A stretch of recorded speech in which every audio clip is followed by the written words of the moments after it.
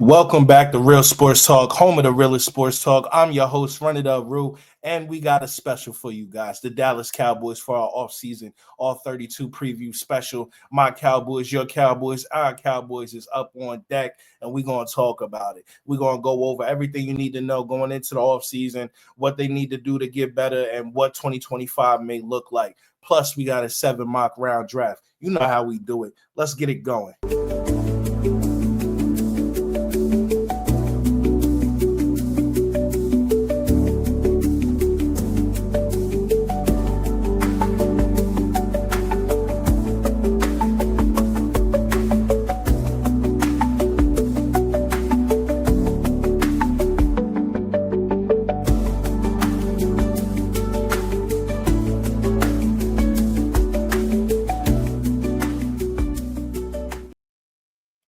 The Dallas Cowboys finished third in the NFC East with a record of 7-10.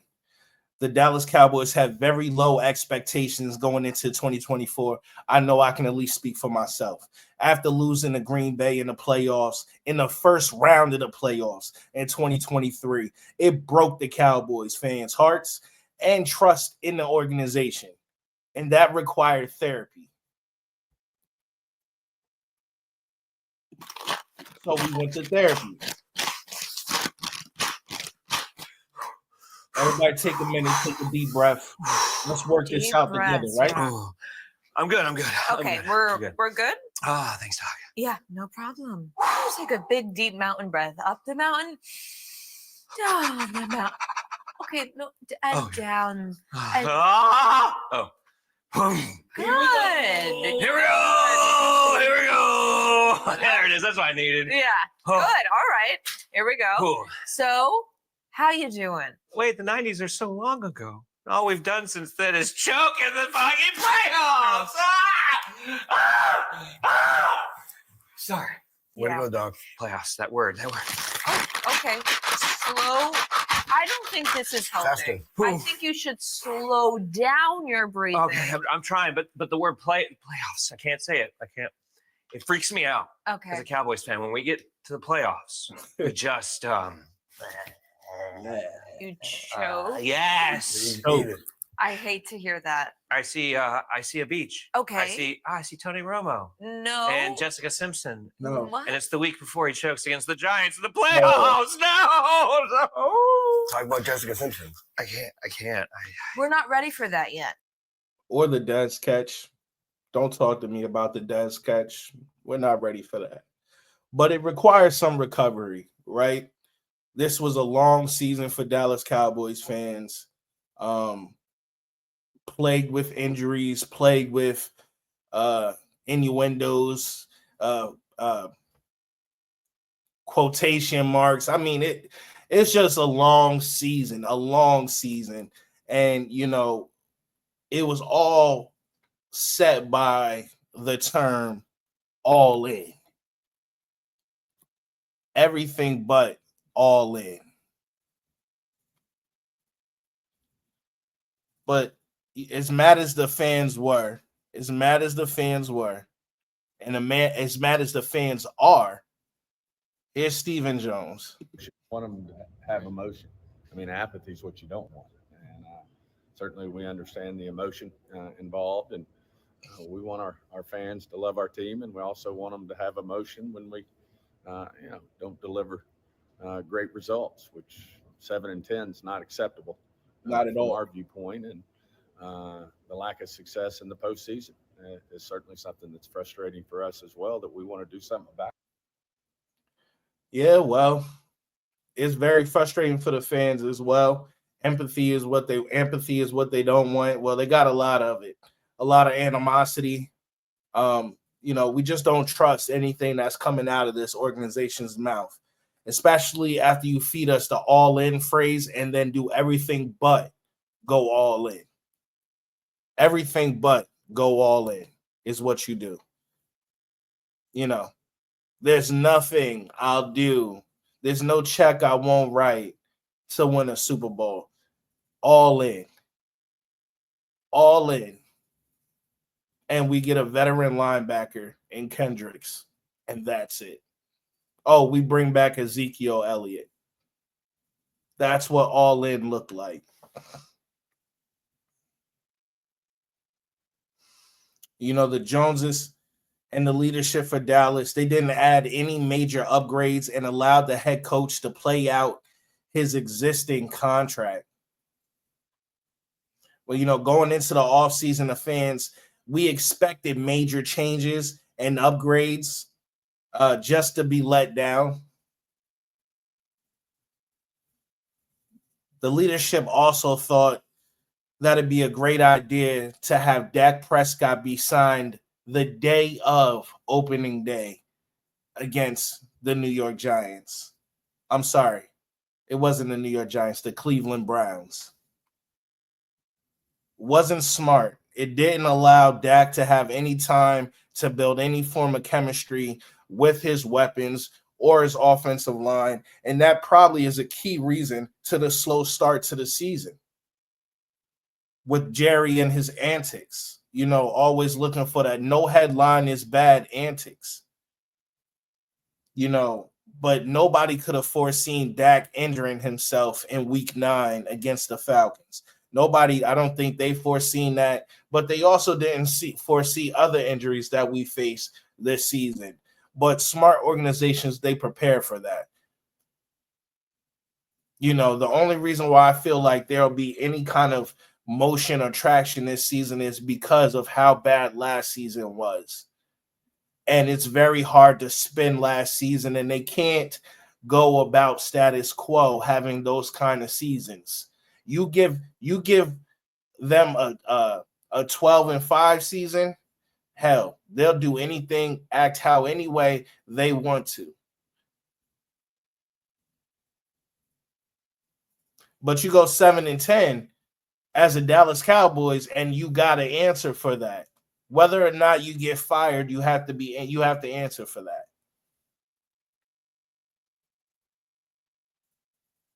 Instead of playing Trey Lance when Dak got hurt, because we gave up that 4th round pick for him, instead of playing Trey Lance, we play Cooper Rush. Unathletic, uninspiring Cooper Rush for a half of the season. That's what we got. And in this system, I don't know what to think about Cooper Rush. Am I tired of Cooper Rush? Yes. Do I think Cooper Rush moves the needle? No. I think the defense has to play great and has played great in the games that he had to start, in wins and in losses. Because we haven't really been blown out too bad, other than maybe 1 or 2 games this season that the defense let go. But other than that, the defense was able to keep it around 20 points, which is right up the alley for Cooper Rush. But nevertheless, we didn't need to see Cooper Rush. We needed to see Trey Lance. We gave up a 4th round pick. And we're not an organization who's bad at drafting. A 4th round pick to us is very expensive. We get busy in the 4th round. So it was very unfortunate to give up a 4th round fucking pick for a player that we still know nothing about. All they say is that he wasn't ready. Oh, I mean, he's been here for almost 2 years. And whether he was ready or not, when the moment Dak Prescott went down, the season was over. We weren't going anywhere. And hell, what were you looking for? A 1st round exit again? Just to fuck up our draft position again? Like, come on. Imagine Cooper Rush got us in the playoffs. Imagine that with this all-in approach. Imagine that. Imagine where we'd be right now with the 21st pick overall instead of the 12th pick overall.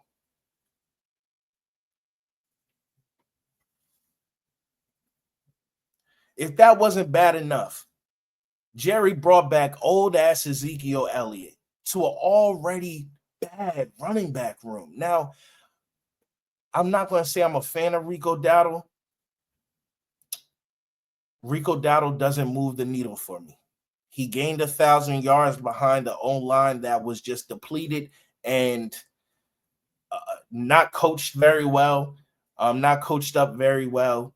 But nevertheless, he was able to garner 1,000 yards. And shout out to Rico Dowdle. There's no tarnishing that, right? 1,000 yards is 1,000 yards. And I wouldn't mind seeing Rico back.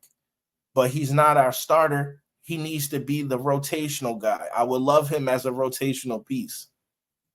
But bringing back Zeke, he was a disruption in the building as well as on the field, not getting us anything. Anything. That fall forward university he used to go to and attend, he is no longer, they stripped him of his alma mater. He does not go forward anymore. He actually falls back now.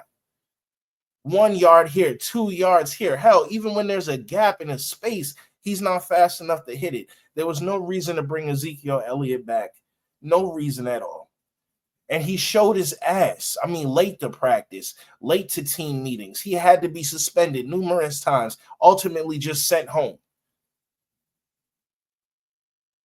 Mutually parted ways, so maybe he could be picked up by a contender at the end of the season. Like, they'll spin it for guys that they love, but in all reality, he just had to go. He was a cancer, and nobody picked his ass up in the playoffs. Why would they? Why would they? Why would they pick him up? And just to add to the dysfunction, at the end of the season, when there was no hope for anything left, Jerry says, I got one more trick up on my sleeve for y'all. This is my all-in approach. This was his last all-in approach to the 2024 season. This right here. After everything was already said and done, we were already out of playoff contention. Cooked. Season done. He says, wait, one more thing. Let me ship another fourth-round pick. As if it wasn't bad enough. Let me throw another fourth-round pick. This time, we're going to give it to the Carolina Panthers. In return, we're going to get Jonathan Mingo, wide receiver Jonathan Mingo, a guy who might not have even made their team next season. I'm a fan of all 32 teams. I bleed Dallas Cowboys, but I pay attention to all 32 teams. Shouts out to Unc 2020. I pay attention to him. I watch him a lot. Unc 2020 on YouTube. Go hit him up. Hit that subscribe button. They was cooking us when we sent that fourth-round pick. For a guy that they didn't even want. The fan base didn't want. He did nothing in Carolina. Nothing in Carolina. But we're going to ship a fourth-round pick. A fourth. Not a fifth. Not a sixth. Not a seventh. But a fourth. A top 200 player in this draft. We're going to send out to Carolina for Jonathan Mingo. Now, I'm not a fan of the trade. Jonathan Mingo to me fits. When we traded for him, Jonathan Mingo didn't fit anywhere in my plans. But I'm a forward-thinking person. Okay. I can see Jonathan Mingo fitting into this new offensive scheme as it's now currently constructed. I can see that because he's a good wide receiver. He's a good blocking wide receiver. He's a big body, good blocking wide receiver, a willing blocker at that. I can see Jonathan Mingo fitting in this offense. I would have liked to have gotten him for a 6th or 7th round pick. And I think they would have did that deal.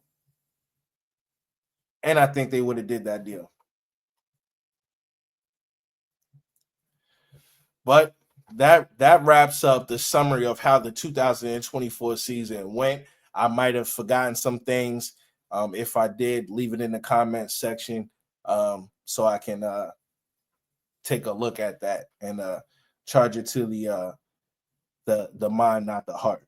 But Jerry, make Mike McCarthy coach on his final year of his deal, right? Ultimately, to not be able to get a deal done with Mike McCarthy. Now, Mike McCarthy, I'm sorry. This is how it started. I'm always forgetting slides. This is how it started versus this is how it's going, right? You see how she got the 21 Zeke on, right? Dak 4, big helmet. Neither of that came to fruition. Neither of that came to fruition here. Jerry, you're doing a great job this year, man. Keep it going. Keep it going, Jerry. Great job. 4 more years. Keep doing Jerry's what just you're doing doing, a hell of Jerry. a We job. love you in Philly. This is Eagles We love fans you. getting at We Jerry love you. Let's listen. last season. Listen to how people talk to him. Thank you. Keep doing what you're doing. I applaud, okay? You're good. Hey, Dallas, the last time you were in the Super Bowl, these draft picks weren't born.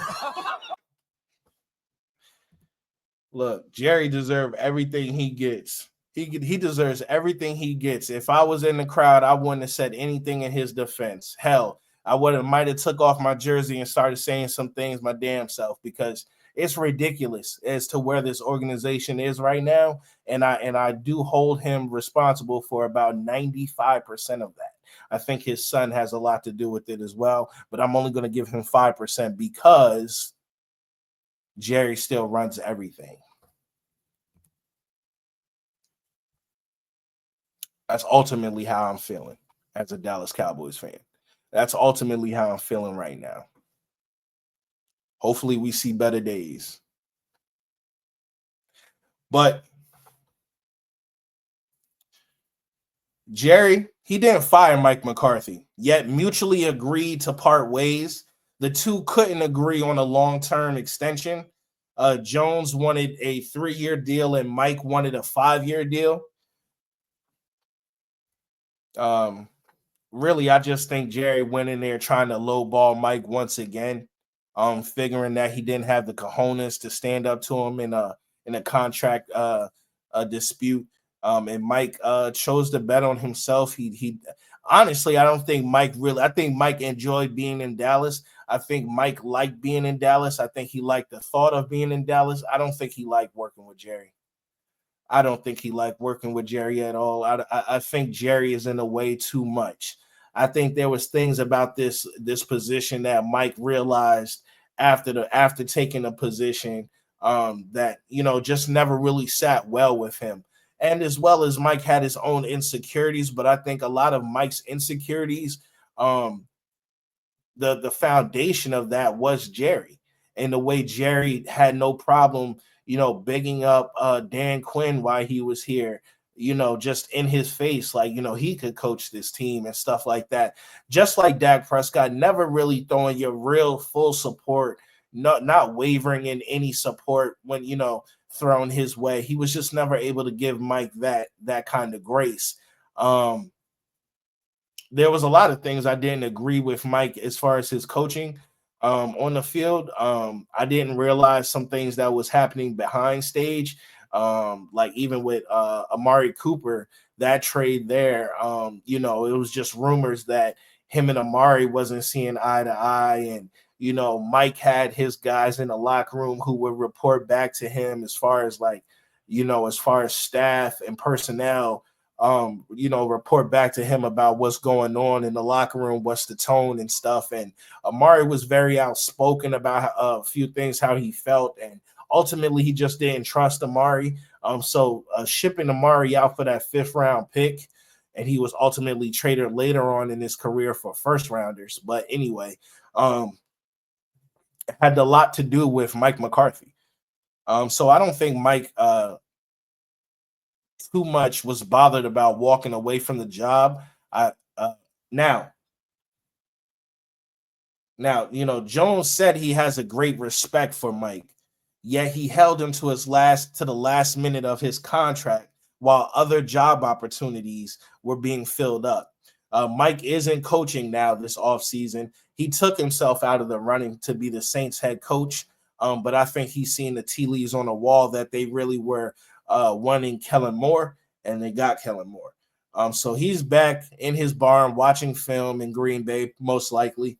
And shouts out to him. Thank him for his tenure here. But we needed a fresh start.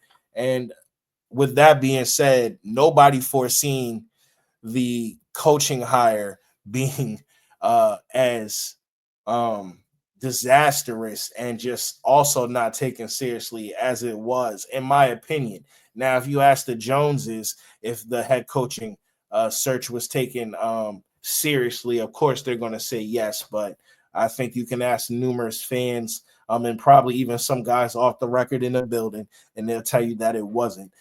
To be a candidate for Jerry Jones, first and foremost, he has to be comfortable with you, right? And all that comes with this job, you have to be comfortable with that, because Jerry is the ultimate staple in the organization, and he's not going anywhere anytime soon. He's not modest in telling you that. So off rip, he was going to save himself numerous headaches by not even putting himself through extensive coaching searches. I think all along he had a couple of guys in mind. Ultimately, I think that he thought he was going to be able to retain Mike McCarthy. But when that did not work out, I think they were left sputtering and looking for answers. But at the same time, like I said, there's certain criteria that has to be checked off in order to even be considered by the Joneses. A couple of candidates were Pete Carroll, and I'm not sure how serious they were about these candidates, but they let these names get out there. You had Deion Sanders, who's not in the picture there. I apologize, forgot to put Big D in there. Pause. Deion Sanders, Leslie Frazier, Kellen Moore, Robert Saleh, and then ultimately Brian Schottenheimer. You even had Cliff Kingsbury as a thought, mostly by fans, I think. I'm not sure if they took that too seriously in-house, but ultimately they decided to settle on Brian Schottenheimer, which at the time seemed very suspicious, to say the least. Also, it was not a very inspiring hire, kind of out of left field. Really didn't even see this as a viable option for the franchise, but the Joneses did. No. Oh, no. No, no, no, no, no, no, no. What are we going to do, fans? What are we going to do? There's nothing we can do. There's nothing we can do. This is their organization. They're going to pick and choose their guys, and we just have to go along with the ride.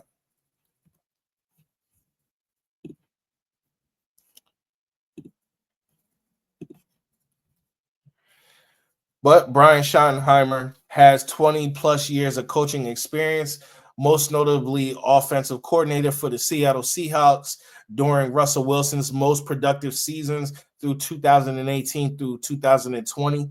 He has been in Dallas holding 3 different positions before. 2002, he was a coaching analyst. In 2024, he was the offensive coordinator, but he didn't call any plays. And now, lastly, he's the head coach in 2025 until that's to be determined.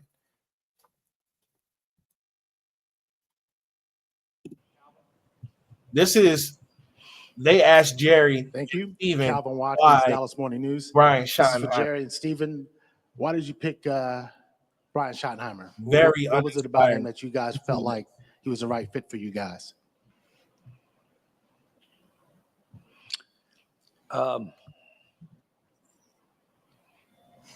In the almost 35 years that I've been involved with the Dallas Cowboys,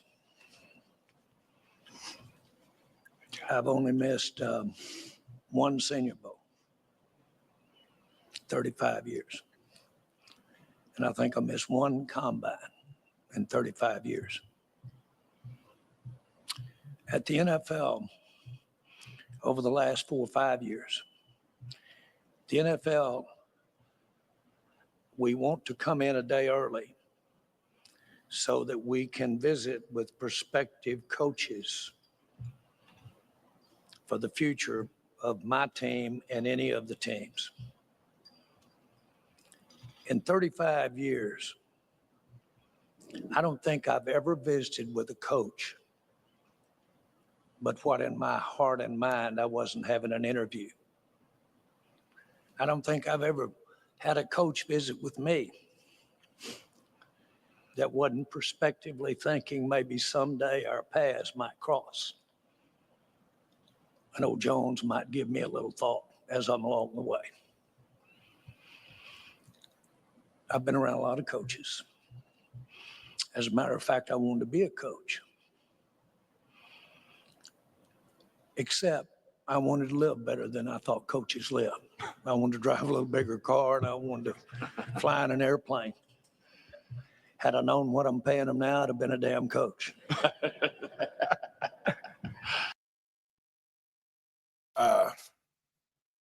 Not sure that answered the question at all. He actually doesn't really answer the question too much at all. So I mean, y'all take from that what y'all take from that. Bro, what are you talking about, man? Bro, I'm out, man. That nigga's tripping. Big tripping. Big tripping.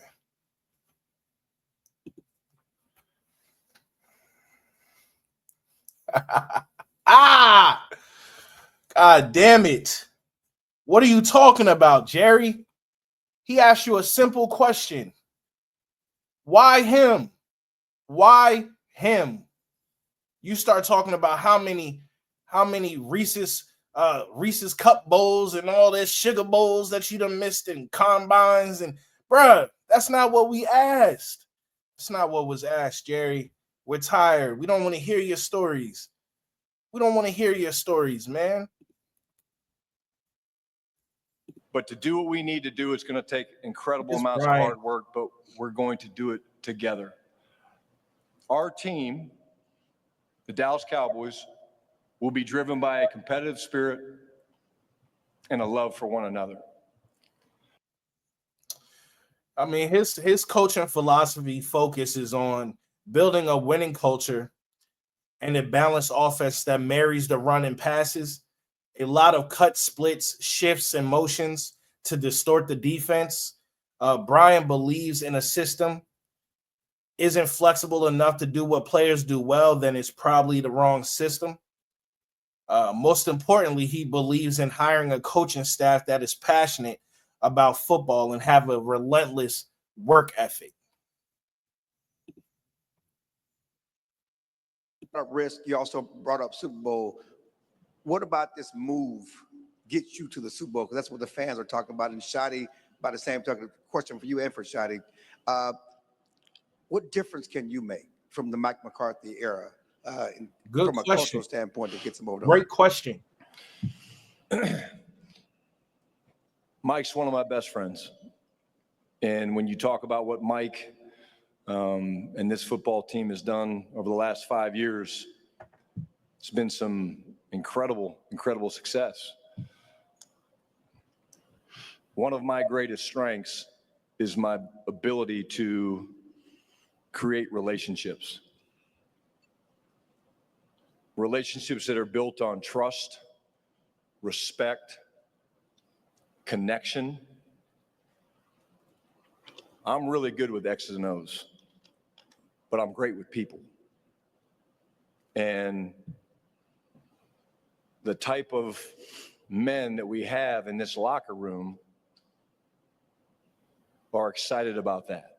And so I think as we build this thing out, as the culture comes together of this team, that's where I feel like my greatest impact will be felt. That's a great answer to me. I do think the biggest need in Dallas is a culture. So if he's saying that's his staple and something he's willing to fall on his sword about, I think that's a great thing. I think when it comes to the X's and O's, that's secondary to culture. Culture breeds the kind of football that you're going to ultimately play. You know, if your culture is right, you know, your messaging about the X's and O's are going to get over a lot better. If your culture is set to where it's about football, where a lot of the great teams in the NFL, Philadelphia Eagles, for instance, it's about football over there. It's about football in that building. And I think Brian is going to bring that to this organization. So, you know, when we first hired him and the news broke and I got it come across my phone, I was very disappointed, extremely disappointed. It was like a punch to the face and a kick in the nuts. It was just like, you know, what else? What more? This guy was already on the sideline with us, you know, through a 7-10 season.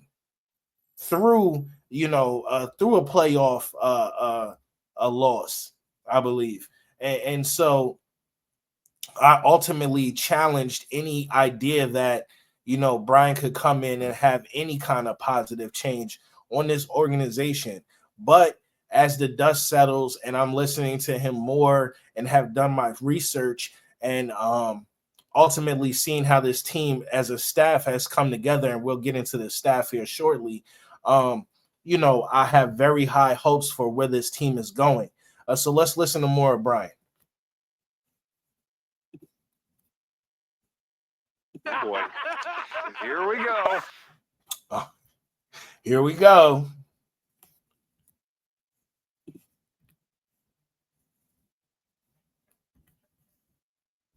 Time and preparation and effort that you have put into being ready for this moment. What is it going to look like for you on not even get to the sideline, but when we get into when the guys get back, right, for OTAs, when they're there for voluntary work, when we get to training camp, what are you going to be like as a head coach that you didn't have the opportunity to be in your previous roles because you weren't the guy? I honestly don't think I'll change a whole lot. I'm very authentic. I'm very humble. I'm a high energy guy. I'm passionate about the game. The fact we get to coach and play a game on grass where literally you're allowed to throw your body around. I don't think I'll change. I think if I'd say anything, just maybe some of the conviction of things where, okay, this is how we're doing it. Whereas in the past, it was like, well, hey, I really think we should maybe do it this way or that way. And whoever the head coach was wanted to do something a little bit different. But I'm a huge culture guy, man. I believe in people. I love people. I think I'm an incredible connector. I love to get to know people and their story. That's one of the best parts about being here in Indy, doing these interviews, is you're hearing some incredible stories from these young men that have done so many incredible accomplishments, but most people have no idea the trials and the things that they had to come through. And so, that's something that's so important to me, and that will never change. I am who I am, and good or bad, I want to stay consistent, but it's going to be exciting. You talk about doing things your way. Are you going to ask Jerry to put up some blinds at AT&T Stadium? Really? We're doing that in my first combine as a head coach. You're going to ask about that.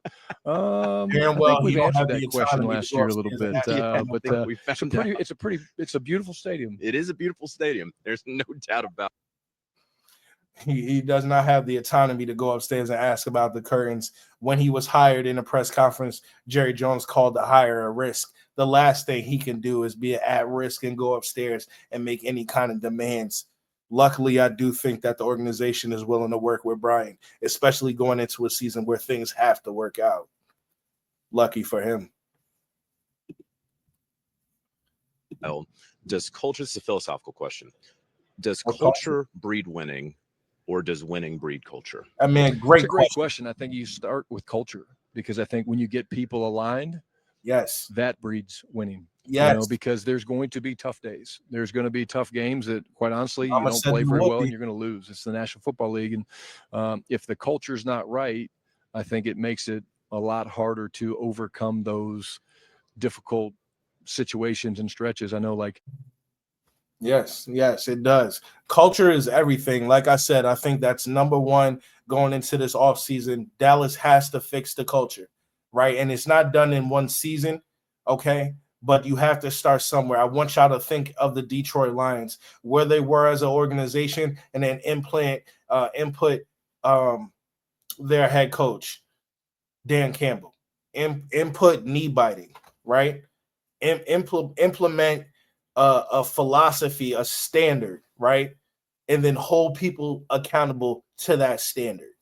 I don't think that's something that we got with Mike McCarthy. And from what you guys have heard and what I've been hearing from Brian Schottenheimer, culture is number one that he's looking to bring to Dallas. And I think we're all here for it. So I don't think that's something any of us will fight. Not at all. Things up, looking for a change. Here's another good From question for him. Head coach perspective, that's going to key in on the offense. Generally speaking, how do you look to move forward as far as modernizing the offense? You talk about solving for the quarterback. What does that look like under a Schottenheimer era? Yeah, again, I go back to my days with Pete. I think if you go back and you look at some of the things we did in Seattle, obviously the starting point for me would be things that our players do well. You're always going to start with that. If your system's not flexible enough to do what your players do well, then you're probably in the wrong business. But I'm a big believer in cut splits. I'm a big believer in shifts and motions to distort things. We're going to do a great job of marrying our runs and our passes and make those look the same. I'm proud to say that 2 different times in my career as a coordinator, we led the league in rushing, and they go hand in hand. The running game and the action passing game go hand in hand. But I would say there's a tempo element that we're excited to mix in, that our players have all shown an affinity for. And let me expand on that a little bit. Why do players like tempo? Well, they like tempo because it allows them to play free. You guys have heard some of the play calls. Dak could rattle off 4 or 5 of them right now. They're pretty long. So when you go fast and you're playing on the ball, these guys, it's a little bit more like pickup basketball, and those would probably be the biggest things that I would say from an offensive standpoint. Okay, so we can expect them to play faster, marry the runs and passes, and do really just basically lean on what we do well, and then add formations and different varieties of that off of what we do well.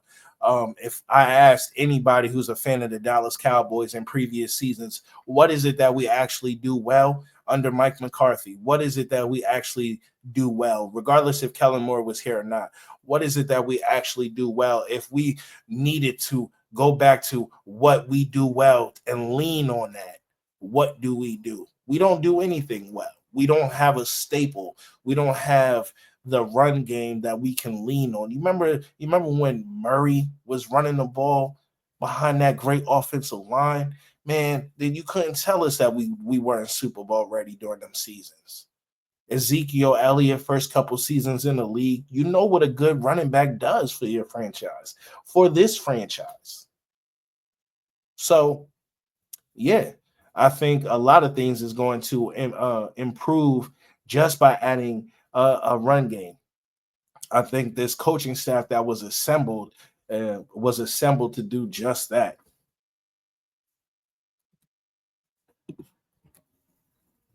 What does a running back and an offensive lineman look like a Brian Schottenheimer system? Running backs first. You want a guy that's got vision. You want a guy that has contact balance. The fronts that we're seeing, the fronts that we're facing, require guys to be able to make hidden yards. Whether there's a free safety in the hole or there's a linebacker or a defensive lineman coming off at the point of attack, you got to have a guy that's willing to run through arm tackles. I do believe that you have to have the ability to catch the ball coming out of the backfield. Why do I say that? If a team wants to commit to stopping the run, there's ways that they can try to do that. And we don't want that to take an elite runner or a position like that out of the game. So if a team's doing a nice job stopping the running game, you want to be able to get them involved, throwing it to them. And that doesn't mean they have to play like a receiver, but they have to be able to run routes coming out of the backfield and have the ability to separate and run after the catch is important. Just to what he's speaking on, as far as the run game, a running back that we need is somebody that's elusive, somebody that can hit the edges, somebody who can break tackles, who can foresee the hole before it actually opens up, and who can explode through the hole. Ashton Genty at 12, I'm all here for it.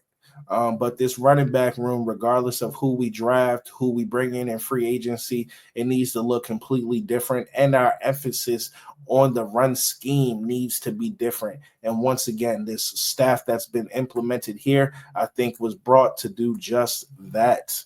But when it comes to that offensive line, with Zach Martin retiring, we have holes that needs to be filled. Fortunately, I do feel like there's some guys in reserve backup roles that could step forward and,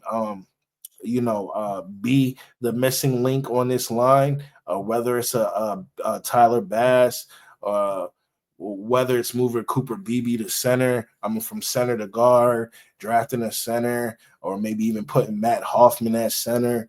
There's a lot of different things that we can do now that we have an opening with Zach Martin retiring. So let's see what he's talking about with the offensive line.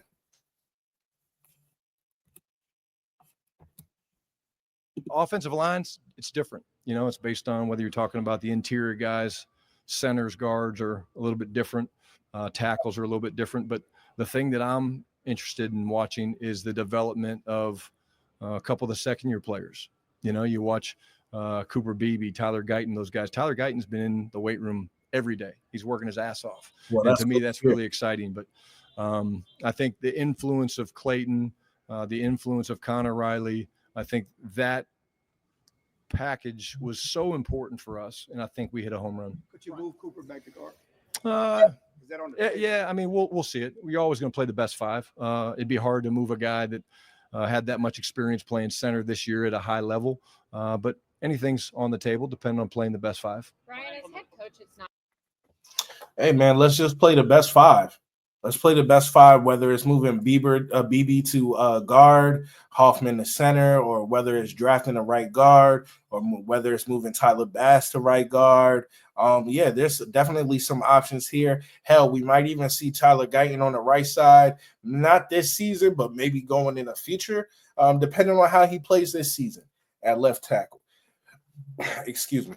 I had some soda earlier, so I got some air bubbles in me. But if Tyler Guyton plays good this season, we leave him at left tackle and we're set. But if he struggles once again, because we, did use a draft pick on him in the first round, they'll then usher him to the right side, let Terrence Steele walk. Depending on how Terrence Steele plays this season, if he has another struggle season or doesn't pick it up at the first half of the season, he could be replaced. We could cut him before June 1st next season. But that's in the future to talk about. Bowl champions, the Philadelphia Eagles, typically every year one considers them the standard. They went to the mountaintop and they summited Definitely that. the standard. How far away would you consider your group, the Dallas Cowboys, from summiting that same mountain? I think we're close. I really do. Again, I think, there's things that we need to do better, that we will do better. Like what? Taking care of the football offensively, getting back to generating more turnovers. Really, I'll just tell you kind of our football, mantra. At the end of the day, it starts with, winning the turnover battle. I come from a father that won 200 games basically doing that, protecting the football and taking it away. We're committed to owning both sides of the line of scrimmage. I think, your offensive and defensive line, they set the mindset for your football team, and that won't change. I really believe in, attacking with your playmakers. We've got some incredible playmakers. CD's an incredible playmaker. Mike is an incredible playmaker, amongst others. And the last one is be multiple. But in being multiple, what you have to do is be multiple based on what you do well. And those are the things that we don't maybe know today, because there's still holes in the roster that we're trying to figure out how the puzzle all fits together. But the best part of this league is truly any team can win it. Yep. And when we get back to work here in April, that's going to be the goal. I don't shy away from talking about that goal. I mentioned that in my press conference. We want to win the World Championship, and otherwise, why would you do it? I'm excited. Yeah, man. Why would you do it? I just expect big things this offseason, partly due to because we had such a bad season last year, and the Joneses know they just can't have another season like that. But I'm feeling good about Shotty. I honestly am. Y'all let me know in the comment section. How are you guys really feeling about this Brian Schottenheimer hire now that we were able to let the dust settle and allow this coaching staff to be assembled and just kind of get a path of where we're going? Y'all let me know in the comment section. Please make sure to like, comment, and subscribe to the channel.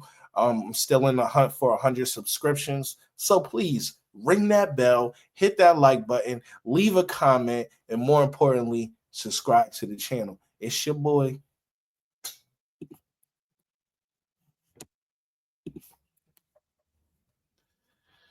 All right. So the coaching staff assembled around Brian was going to be very important if this experiment is going to work. In fact, it would have to be assembled better than Dallas has seen in a long time. I think they did just that. The new positional coaches in 2025 are here with a plan, and I'm excited about that. Get back to the staff, and certainly usually coaches, when they think they're getting a job, they have a mindset of who they want to be on their staff. They got to have that, I guess, card in their pocket. How did this come together? You got a lot of mix of young guys, old guys, college guys. How did that come together? And what was the philosophy behind it? It's a great question, Clarence. I think, this is something that I've done for a long time, which means spend the off season, the summer. My wife gets mad at me, but tracking coaches. I literally call guys in the business that I know and that I trust, and I'm like, hey, tell me somebody that maybe you think the world of, but that I've never heard of. And it's such a close knit fraternity that guys are happy to share good people with good people. I think there's 3 guys maybe that I've worked with before that weren't carryover guys. When you asked me initially how the staff was going to come together, did I think that would be the case? Probably not. But again, the guys that came in, I think we found great teachers. We found guys that were incredible people. And I have a real big belief in fundamentals. And so I think if you look at all the coaches that we've added, both young, old, the ability to train fundamentals and the developmental process of our players is critical. And this staff is awesome, just in terms of the energy, the way they want to teach, the way they want to be on the grass. So I can't wait to see us get to work here in a couple months. Yeah. So I mean, the first hire that he had as the new head coach of the Dallas Cowboys was offensive coordinator Clayton Adams. He comes from Arizona Cardinals, where he was their offensive line coach for a year. And within that year, he made a big impact within that building. He was highly liked, and they very upset that they lost him. Although this is his first chance to be offensive coordinator, he won't call plays, but help this offense create an identity running the ball. He is highly thought of by his peers and was really missed within the Cardinals organization once he signed with Dallas. And here you'll be able to hear Brian talk about new offensive coordinator Clayton Adams. There he is right there. And here's Brian Schottenheimer. Brian, you're a play caller. What are you looking for from your relationship with Clayton, and what do you need from him as the offensive coordinator? I think it's kind of cool because it's a little bit what I was doing for Mike. Clayton's going to be very impactful for me in putting together the game plan. I think as the head coach, you always think you're going to be able to be in all the different meetings and things like that. And I'll be in most of them, but you're going to get pulled away. There's going to be things that come about that you're like, okay, wasn't in there for that. This guy is just incredible in terms of his foundation of teaching fundamentals. And he's been a kind of a fast riser, if you will. I remember meeting him a couple of years ago. He's coaching the tight ends here in Indy, and just walking away from the conversation before a game and being like, okay, that guy's different. And then to see the success he had in Arizona, he's a guy that I've kind of been tracking and saying, hey, if ever given the opportunity to be a head coach and being the play caller, a guy like this would complement me in some areas that I quite honestly need to be complimented. And I'll be good for him because I did this for the last 2 years with Mike. And so I think we'll work very, very well together. Well, that's great to hear. One, that this is somebody that he's chosen and sought out and actually got. So that brings a lot of hope.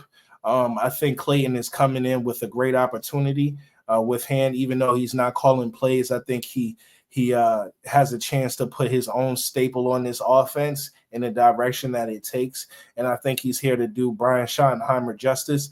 And I'm feeling very positive about the hire. So next would be Connor Riley. He came in to be the offensive line coach. Coming from Kansas State college program, he reunites with Cooper Beebe as well as running back Deuce Vaughn. Connor is a mastermind when it comes to offensive line and run game schemes, which I love, because to have a very potent offensive run game, you need to have a very good run scheme. You can't have a great run game without a run scheme. I mean, unless you're just telling a guy to go run behind this guy who's a complete monster, and he's clearing space not only on the defensive line but getting to the secondary. But that takes a lot. But you don't need all that if you have a good run scheme. All right, he'll bring toughness to the offensive line and accountability. One thing I wish Brian would have mentioned in his last video that I showed, well, not the one talking about Clayton Adams, but the one overall about what he's looking for the offensive side of the ball to bring and to change, would have been the penalties for me. I would have loved for him to mention that, because the offensive line was ridiculous last season in offensive penalties. We literally shot ourselves in the foot too many times. So that is a big thing that I'm looking for going into the 2025 season. And hopefully, Connor Riley can be that guy to change things. So next up would be Derek Foster, running back coach. Derek Foster, hired to be the running backs coach, worked with Alvin Kamara in New Orleans last season, and is coming in with the fresh ideas for the run scheme. He should pair well with offensive line coach Connor Riley, as well as offensive coordinator Clayton Adams. Next would be Junior Adams. Very, very happy about this hire. The guy has touched a lot of wide receivers in his time in the collegiate level, some premier talent. He comes to Dallas to coach up the wide receiver room, of course, after leaving the Ducks program in 2022. And if you just hear Brian Schottenheimer talk about Junior, he's very excited, and I am too. Next, we were able to retain tight ends coach Linda Wells. Once again, this is awesome. He's a great coach. He's highly sought after. I'm not really sure why he's not getting a promotion elsewhere. Maybe another time around the block, he'll get a consideration for an offensive coordinator position, but we'll see. But hey, for the time being, I'm glad he's back in Dallas. That's for sure. Because I'm looking for a big season from Jake Ferguson and the rest of that tight end room. Big season. Next would be defensive coordinator Matt Eberflus. He joins the staff after being let go as head coach in Chicago after 3 years. Overall record with them was 14-32. Just like Brian, Matt is no stranger to Dallas. He once was a linebackers coach from 2011 to 2017. Trademarks of Eberflus defenses have been stopping the run, causing turnovers, and bending but not breaking. We've had that kind of defense in Dallas before. I expect this defense to look a lot better and to be a lot more disciplined. Them two also had a lot of penalty issues in 2024. So hopefully Matt Eberflus can come in and make a change there. Here's Brian on that hire. Going along with that, head coach in Chicago, is he giving you any advice in terms of how to approach your first time as a head coach? He's been great. He's been an incredible sounding board. Again, competed with him for a long time. Think the world of him. I think you see and you watch the way our defense is going to play, the way they're going to run to the football, the way they're going to tackle. Talked about a little bit the commitment to owning the line of scrimmage. I think that was just an incredible hire for us, and one, quite honestly, that a lot of people were trying to get him, and we were able to get him. Yeah. So I'm glad we were able to get Matt Eberflus. Funny enough, when I seen that he was fired on ESPN, when he was fired from Chicago, I said to myself, watch him become the defensive coordinator, or I hope that we can get him to be defensive coordinator in Dallas, because he's an excellent coordinator. He's an excellent defensive coordinator. He knows how to get the best out of his defensive line, his out of the defense, the entire defense, but especially that defensive line. And he believes in takeaways as well as Dallas does now. We're used to taking the ball away in Dallas. So Great hire by Brian. Next would be defensive line coach Aaron Whitecotton, another guy that's coming in highly talented. He's coming from the defensive line coach with the Jets, 2021 to 2024. He was the assistant defensive line coach in San Francisco in 2020. Buffalo Bills assistant defensive line coach in 2018 through 2019, and that was under Matt Eberflus. So he's going to come in. He's going to get that line in shape.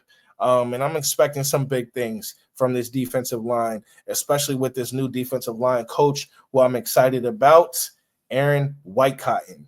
Next would be linebackers coach Dave Borgonzi.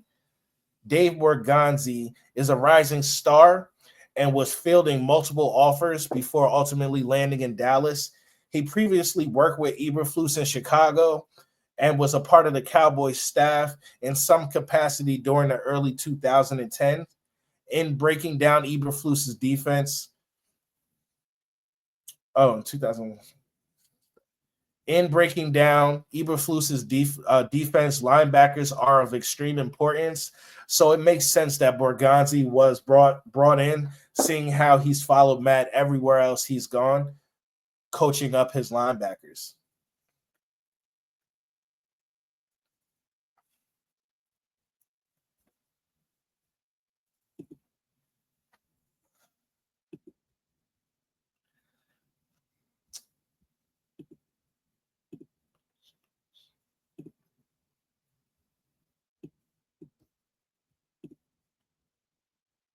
I'm sorry about that little technical. You hit one button and it messes everything up. I'm sorry for that, y'all.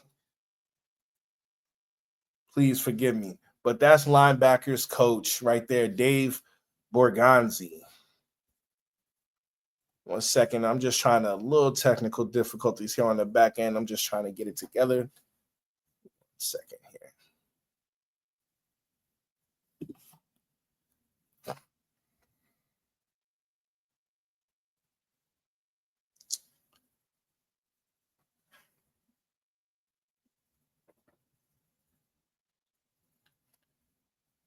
You hit one button and it screws everything up.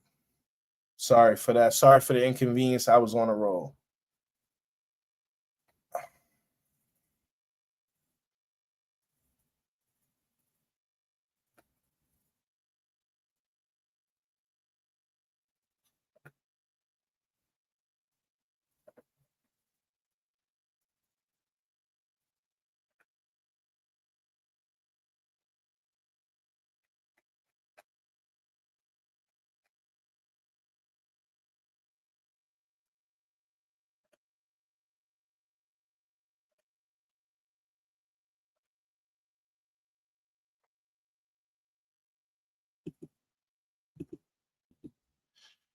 I'm back. My fault, y'all. Technical difficulties on my end. Lost my whole script. My other laptop is acting crazy on me, so I'm winging it from here on out. Luckily, I know my Dallas Cowboys, and I feel confident enough to still execute this show. So the show must continue. Let's go. So that was linebacker coach Dave Borgonzi and Matt Eberflus. Connection should be a good one. Let's get it going. Since linebackers are important in this defense, I trust that Matt Eberflus is going to bring Mr. Borgonzi in here and hold him accountable for how the linebackers play. Let's get it. Next is cornerback / secondary coach. Ooh, messed up little spelling error there. David Overstreet. He's coming in. He's going to take the place of, Al Harris, what he was in charge of. And, hopefully he gets that secondary to play up to speed. Next would be defensive / pass game coordinator, Andre Curtis. He's a lovable character in the league, highly thought of, has been around the league on a couple of different staffs. And he's also one of Matt Eberflus's guys. So Dak Prescott, he's going to come into this season, ultimately should have a good season. Coming off injury, reports is that he'll be ready for day one. He didn't have the 2004. He didn't have the season he wanted in 2024. But ultimately, I do think that with this new coaching staff in place, with their position now on the run game and focusing on executing that first, I think we'll have a lot of play action. I think we'll have some Lord have mercy. We'll have some the toss plays, the Lord brain fart. My mind is on but we're gonna get through this. We're building this plane in the air, right? So yeah, I think Dak is gonna be able to balance off that run game quite nicely. We know that he loves play action. So he's gonna get back to doing what he loves, and I'm here for that. Now he did go down in week 9, so it's important that we draft a backup quarterback or bring a backup quarterback in that in case of something happens to Dak Prescott, we're still able to do something with this season and maybe even still do something in the postseason. That may be asking too much for a backup quarterback, but Dak now is older, and he is now injury prone. So we do need to make sure that we have a backup in place for him. But I do think he'll get through this season with no problem. Let's listen to Dak Prescott here talk about the Shoddy hire. Yeah, super excited for him. This opportunity. Obviously, I've worked with him for the last couple of years, understanding the type of coach he is, the type of man he is, the way that he approaches the game. I think the best way to exemplify that is the son of a legendary football coach. He's not going to take anything about this game lightly. He enjoys the work in it. Kind of old-fashioned. I'm looking forward to the grind and some things that we're going to do and he's going to add, and excited for him. I know he's ready for it. He's been an assistant for a long time, and something else I admire is the way that he went on with the interviewing process. When you've been an assistant for 25 to 30 years, I know there's a quarterback coach, I know there's a receiver coach, a D coordinator, and a safety that you can call up without them thinking twice and they're going to come work for you. But for him to go through the due diligence of getting the guys in, interviewing them, and then taking it amongst the other guys that are there and making final decisions, I think speaks highly of his approach and the way that he's going to take care of things. What type about you? And I have to agree with that. Having the experience that Shoddy has, 24 years of coaching experience, I do think that you're able to build on those relationships throughout the league, and know in the back of your mind if your number was ever called, who you'd be calling on to help you in your journey. So I believe Dak in that situation. In this situation, does have a full trust in Brian that he's bringing in the right staff to take his best shot at his shot.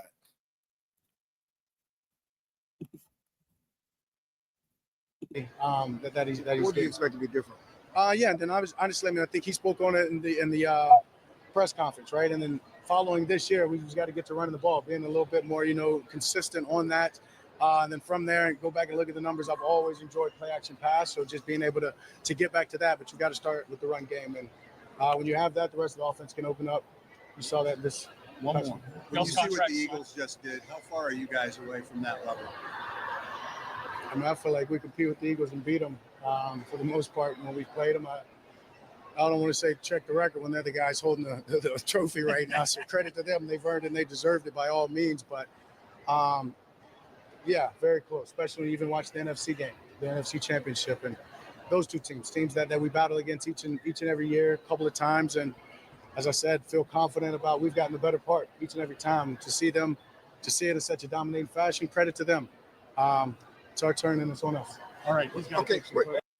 Well, obviously beating the Philadelphia Eagles haven't stopped their train at all. So that ain't nothing but a little, fly on the windshield, as you're going down, a bug on the windshield as you're going down the highway towards the Super Bowl, in which Philadelphia has been doing. So I'd take that with a grain of salt. Yes, I do think that Dak is still the best quarterback in the NFC East, but obviously it doesn't take the best quarterback to win the Super Bowl. It takes, and I think that this is different. Jalen Hurts winning the Super Bowl is different, is no different than Joe Flacco one time winning the Super Bowl, and Hasselback winning the Super Bowl. Like, you win because you lean on something, and those quarterbacks Eli Manning. They did not lean on Eli Manning. Eli Manning got 2 Super Bowls off of 2 passes. When it all boils down to it, Eli Manning got 2 Super Bowls off of 2 passes, 2 incredible passes. It was incredible before the pass. It was incredible. The catch was incredible. But without those, he don't have 2 Super Bowl rings. And that's no shade to New York Giants or Eli Manning, who was ultimately a 500 quarterback. And, but he'll be in the Hall of Fame because he made 2 incredible passes. That was followed up by 2 incredible plays. 2 incredible catches. So it just takes the right things clicking at the right time. You don't want to lean too much on one side, but at the same time, you do have to have a staple. Tim Hasselback, Seattle They ran the ball. They ran the ball to a Super Bowl, played good defense and ran the ball. Leaned on them. Baltimore Ravens leaned on them. Jamal what's my guy name? Y'all tell me in the comment section. Jamal Lewis, what they do? Run the ball, play great defense. So, there's obviously a way to get things done, and Dak is not ashamed at his age right now. You see, he had no problem saying we need to get to running the ball. That's a quarterback telling you that we need to get back to running the football. It's obvious. It's obvious. So, when it comes to free agents, once again, I lost my script, so y'all gonna have to forgive me if names get messed up, or I forget names. Hopefully you are able to recognize them, because if I'm not able to name the guy, I'm just gonna keep moving past them. All right, so I'm sorry. I had this whole show planned out and mapped out, but I'm already an hour in, and there's no turning back. Right, I'm winging it, and we going. So this is the free agents for the Dallas Cowboys that's coming up. But breaking news: we were able to retain Osa Odigizua. Yes, he signed for 4 years. Off the top of my head, 4 years, $80 million, so about 53 or $56 million guaranteed. So that's great for him and his family. And also we should be able to reap the benefits of, he didn't just come out of college and become this guy that he is now. We had to go through the growing pains, so it's only right that we get to reap those benefits. Pay the man the money. That's what you're supposed to do. Draft and retain when it's necessary, or draft and move on when it's necessary. But shouts out to Osa Odigizua and the bag, man. You deserve it, big dog. All right, Cooper Rush, we can recognize his face here. He's up out the door. Thank you for your services. Remember, he hit free agency before. Nobody wanted him. We brought him back. But in Dallas, he just, look, the reason why I'm indifferent about Cooper Rush is because the way the organization treats my quarterback. That's the reason why I'm about indifferent, because the way they talk about Dak leads fans to say when Dak's out, oh, look what Cooper Rush can do. Although the defense was holding the offense of the opposing team to 20 points or under, right? So, yeah, you will hope that a backup quarterback could keep you competitive in those games. No, and I'm not taking no slice to him, because he was able to go in and win these games. And honestly, if released, I do hope that he's able to land on his feet with another organization. Right. But I just think for the Dallas Cowboys, we need somebody who's multifaceted, multidimensional, somebody who can come in and not replicate Dak, but bring their own thing to the field.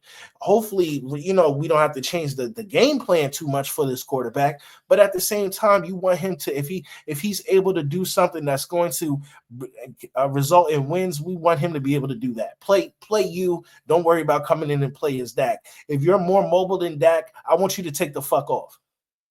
Right? If you got a cannon to that arm and you have some accuracy deep down, downfield, I need you to throw that shit. Take your shot. Take your shot. But we got Cooper Rush, and I think he's out of here because we just simply need to upgrade. Trey Lance.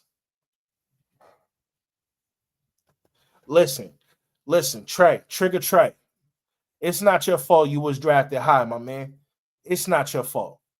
It's not your fault. As a matter of fact, congratulations to you because you were able to secure a future for you and your family. You was able to get the bag, right? But you were not nowhere near ready for where you were drafted. And that's okay. Some guys take a longer enough time to get established. And going on here out, I don't really see an organization bringing you in and giving you a real opportunity to be the guy. That may be unfortunate. And I can be completely wrong. You could actually fall into a good organization. There could be an injury. You could have picked up that playbook. You could have excelled in your craft. And when your time really comes, take advantage of it. And who knows where that takes you? It may be another organization. Look at Sam Darnold right now. So I in no way, shape, or form am I saying it's over for Trey Lance. I'm saying the way this organization utilized you was a shame. What we sent for you at the time didn't make any sense. How we tried to use you at the beginning to compare against Dak Prescott was ridiculous. Once again, egg on a face to Jerry Jones. I in no way, shape, or form do I think that was a Stephen Jones move. I don't think that was calculated enough to be a Stephen Jones move. It was a Jerry Jones move. I think it was a headline he thought he could grab for the low. And to him, 4th round was low. But for what you got for him, that was too damn expensive. It was too damn expensive. Now, look, Dak goes down in week 9. Instead of putting Cooper Rush in, you go and put Trigger Trey in. Yeah, instead of putting Trigger Trey in, you put Cooper Rush in. Saying he gives us the best chance to win. Why are we trying to win? Why does it take, 3 or 4 different losses for us to realize organizationally, like, hey, this season is done? Maybe we should be worried about where our draft position is. The only reason why Trey got that one start at the end of the season, a final game, and this is so ugly, is because Cooper Rush was supposed to get a little bump off of, he had an incentive in his contract, with playing time. And instead of giving him that money, we sat him so he didn't reach his benchmark. That's the ugly game of football. Use his ass up all season, but then when it's time to give him a little kicker for his services, kick his ass out the door. Remind you, when he started pulling off those 5 wins, the first time Dak got hurt 2 seasons ago, or maybe 3 seasons ago, I think it was 2 seasons. No, it's 3 seasons. He didn't play bad. Now, I'm not saying he's saying he played great, but he damn sure played good enough for a backup quarterback. Like, he's been there, he's come in and did a service to the organization, to the franchise when asked. And at the final moment, you don't want to pay this man his money. So Trey, go find greener pastures elsewhere. Get with the organization that's willing to bring you in, allow you to grow organically, take the pressure off you, and just show you some form of belief. And I hope all is well. But he should be up out of here. Rico Dowdle, hopefully we get a contract done with Rico Dowdle, bring him back for the low. He may want to test the waters elsewhere. Ultimately, I think running back is, if it was later in the offseason, or I'm not later in the offseason, mid-season, injuries happening. Maybe if there's an injury, if he holds out, if there's an injury, before training camp, beginning of training camp, what I'm saying? Maybe he can get on a roster, get paid elsewhere. But I do think if Dallas offers him a contract, Rico Dowdle going to come back. You know what I'm saying? And give him the opportunity to be paired with a real running back and actually give him real attempts and have a plan and vision for this guy and have an offensive line that's intact. Oh, we could have a monster. We could have a two-headed monster at running back. Let's not get it twisted. So hopefully he does come back, but he's not going to get the bag, but hopefully he does come back and it's a respectable contract. I don't think he'll take anything less. Tavontae Turpin, they just put some form of tag on him that if a team offers him a contract that we're not willing to match or something like that, we get a second round tender pick on him. So hopefully he will come back. I think what he does, teams can find elsewhere, even in the draft. I don't think he's like a supreme returner, but he is electrifying. So if a team likes him enough, Dallas will get compensated for it. So shouts out to Terp, but I think he comes back. Team-friendly deal. Now, when it comes to Brandon Cooks is cooked for him. We got him, Brandon Cooks. This is Dallas' problem. We moved too damn late. When we got Brandon Cooks, it was already a year or two late. Mind you, we had already been courting him for at least 2 seasons when he was with Houston Texans. And we botched both attempts to get Brandon Cooks. But by the time we give him, he's already cooked. So, shouts out to Brandon Cooks, but it's done. We need to upgrade that wide receiver too. And if not retiring, he'll be elsewhere. If not on the free market list. But he out of here. Curtains. Curtains for Zach Martin. Curtains for Zach. He calls it a career. I believe. Don't get me wrong. My notes been erased after 11 seasons. I think he's calling a wrap. He's calling a wrap after 11 seasons. Shouts out to him. Captain All-America, man. Him, Travis Frederick, Tyron Smith. Those guys were legends on this line. And it's just the end of an era. So it's a huge gap to fill. Even bigger shoes.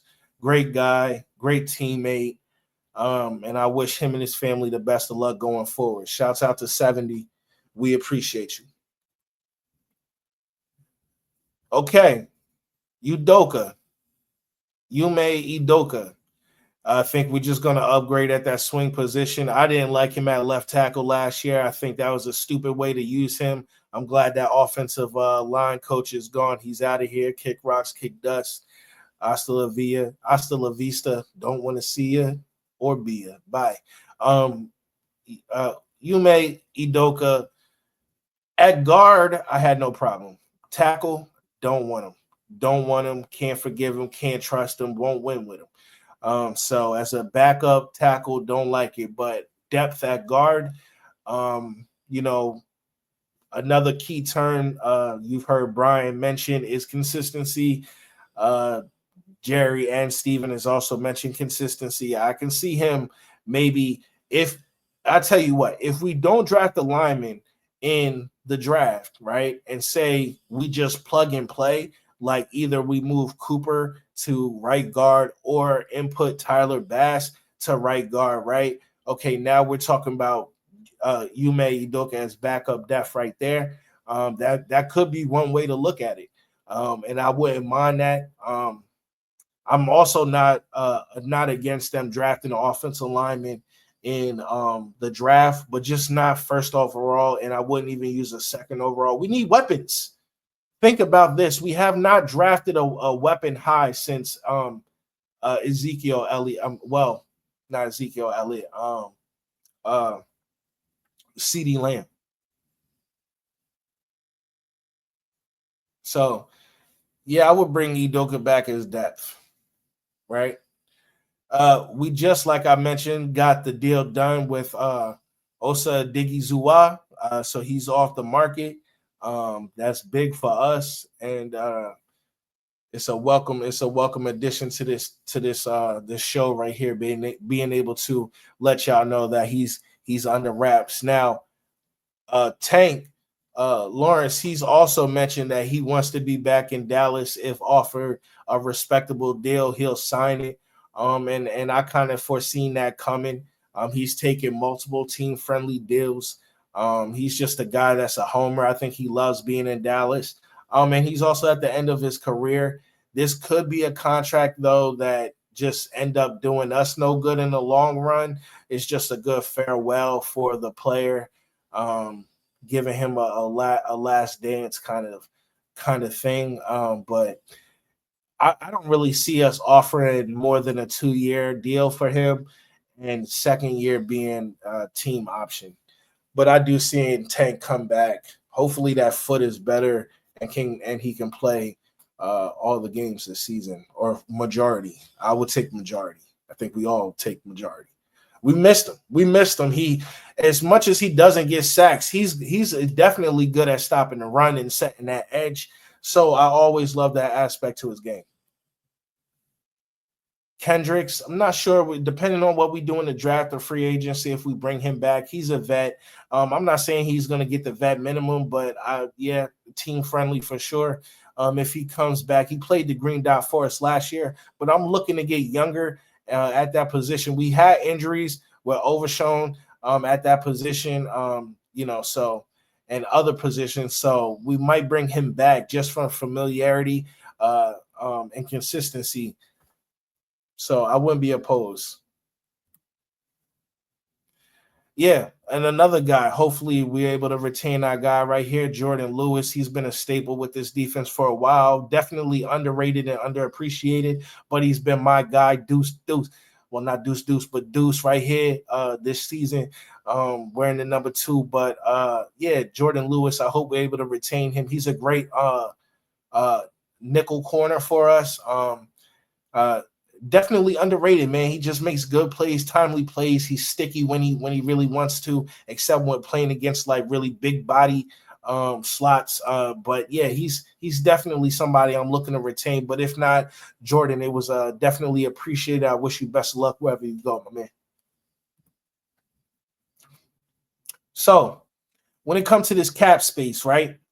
We got $2.47 million in current cap space. Now, our cap liabilities is 298 million. Now, these are some potential moves to create cap space. Dak Prescott restructure, that will give us about 37 million. A CeeDee Lamb restructure will bring about 20.5 mil. Terrence Steele restructure could add another 9 mil. Trayvon Diggs restructure could bring a $5.8 million bonus to us, and Micah Parsons extension could bring about 18 million in cap space. The total potential cap space after all those moves would be about $98.8 million.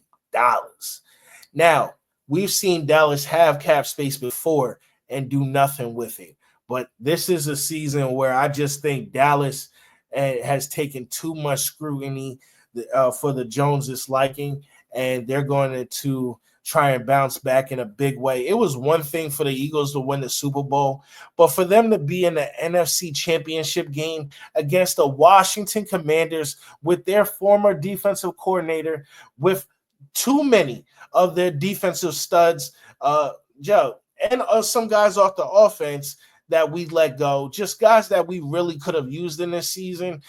It was just a hard pill to swallow. And I think Dallas is going to do everything they can to right that ship. The reason why I think the Brian Schottenheimer hire didn't come off as exciting in the first place as now it's kind of looking, is just because of the nature of how the position came open in the first place. Just the whole handling with Mike McCarthy was bad. And when Mike McCarthy stood 10 toes down and wanted some respect, the Joneses wasn't expecting that. They like, what the you know what I mean? They thought you was going to take this deal just to remain here because once again, they think it's a privilege to be the heck. Yeah, they're not the only one who could throw these around. They think it's a privilege to be in Dallas in whatever capacity. whether it's a player or whether it's on the staff. They think it's a privilege. Whereas I believe if you're good enough job to be in Dallas, if my track record and my career, my path record is supposed to speak for me, I should be able to get this job or even a better job elsewhere. I should never be able to not get a paycheck, especially when I have a Super Bowl under my belt. Who makes anybody wait till the last year of their deal that you knew you weren't already getting rid of? And then you hold on to him to the last minute of his contract, block him from being able to talk with other organizations for what? To ultimately not get the deal done. So it's hard to believe that you're a fan of this guy and you have ultimately respect for what he's done for your organization when you treat him like that going out the door. You knew already you weren't going to retain him when you let him coach out this from the beginning of the season. Not only reported, but you've mentioned it that it's all in, that you're making him coach on his final season. You couldn't stand on that for Dak because you knew if you would have let Dak go, oh my God. Crazy. I mean, it would have been crazy. You would have done that. So with $98 million in cap space that we could ultimately generate with doing these moves that I've presented to you, we could have a better offseason that a lot of fans are thinking we're gonna have or has been reported so far. Because what I'm hearing is, it's going to be status quo, where I'm like, in no way, shape, or form do I think if I know what I know about the Joneses, it's not going to be status quo. It was status quo when they were delivering 12-5 and failing in the playoffs. That's been status quo. They would have went about business as status quo.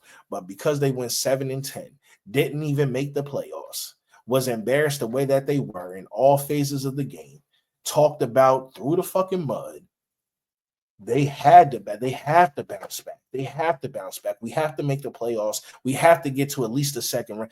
In my opinion, we need to get past the second round.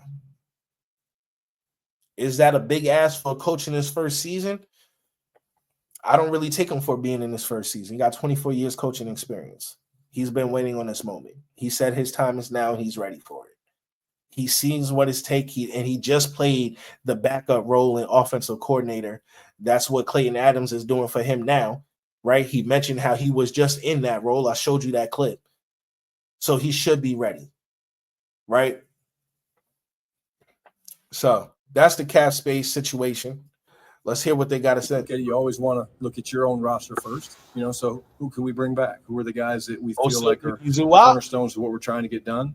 I believe in this, Nick. I think that there's talent acquisition, which is adding players, okay, whether they're internal, external, whatever that is, but there's also talent development.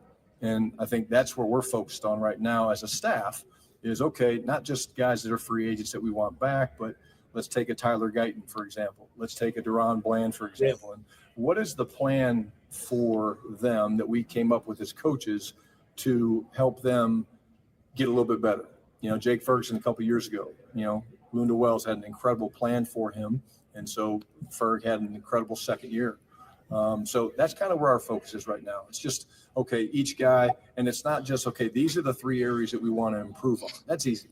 You guys could look at it and say, hey, these are the 3 areas that we need to improve on player X, but it's the plan of action that makes the difference. Okay, well, how do you improve a guy's change of direction, or how do you improve a guy's ability to get off blocks and separate or tackle?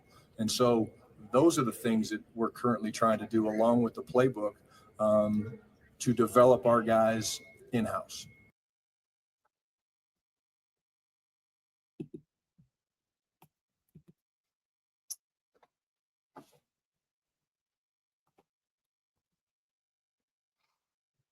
Okay. So when it comes to our team needs, I think everybody knows we need running back. We need a defensive tackle, 1 tech. We need a cornerback because Trayvon Diggs might not even see the field this year. We could use a safety. We could use a backup tight end. We need a linebacker for this defense. We need a wide receiver number 2. We need a lot of things. We need a lot of things. But will we actually go get it? A real deep dive on putting some personnel together, whether it be through the draft, free agency. I know, typically that's not been the way we've done this team, but we'll certainly look at it and, put really good, not only players, but good football character people with some of the men we have in this room right now. And we have a lot of great players on this team. And certainly no one has excuses. We had a few challenges this year on the injury front. Yeah, we had a few challenges on the injury front, but like you said, there is no excuses. The time is now. We need to throw money at the situation, basically. Like you mentioned, we already have the talent on the roster, so it's about adding to. That's what it is. We're not asking you to build through free agency. We're asking you to complement what you do in the draft. What you have already done in the draft that's on your present roster today.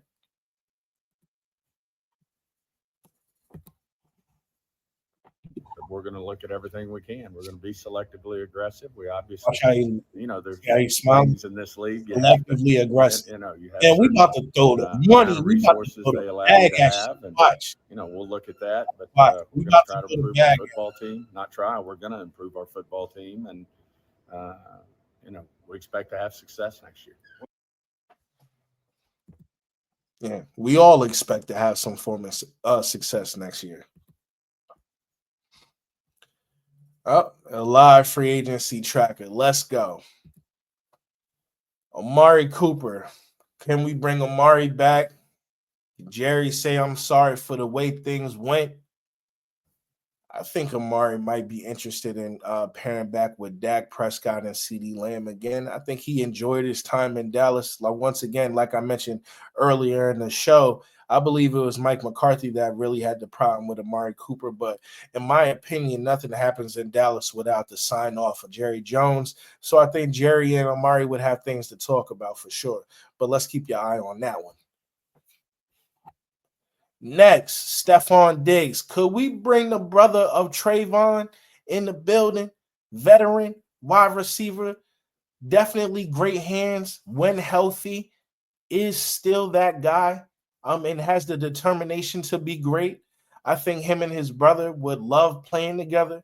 Does he still want the bag though? I'm not sure Dallas be willing to give him top of the market wide receiver money, and we shouldn't, especially not at his age and for what we're asking of him. No. But if he's willing to accept not a team-friendly deal, but a deal that they can both come together on, I think Stephon would come here for sure to play with his brother in his later parts of his career. I think he would love that. Next is Ronnie Stanley, left tackle, Ronnie Stanley. And I'm doing this all off memory. So shouts out to me. I'm tooting my own horn right here. Left tackle, Ronnie Stanley. I would be surprised if the Baltimore Ravens let him go. But if they do, he would be a great pickup for us, a plug and play. I think at that point, we will be moving some pieces around on the offensive line. Is Tyler Guyton ready right now is the biggest question I would think about this free agent here. But ultimately, I do think he comes back to the Baltimore Ravens.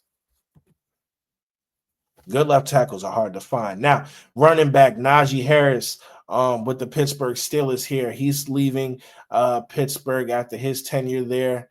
1,000-yard runner every season he's been in the league. It's just not the prettiest. He's basically like a Rico Dowdle to us. He got 1,000 yards this season, but in no way, shape, or form was it pretty. And that's Najee Harris to a T. He's going to get the job done even through a bad offensive line. He's going to make sure that he gets his. But with a good offensive line, maybe he can go over, 15, 100 yards this season. So he would be somebody to look out if he actually does leave Pittsburgh for Dallas to pick up as a veteran wide running back, So here is I'm forgetting his first name, Sweat, from the Philadelphia Eagles defensive end, D line. His last name Sweat.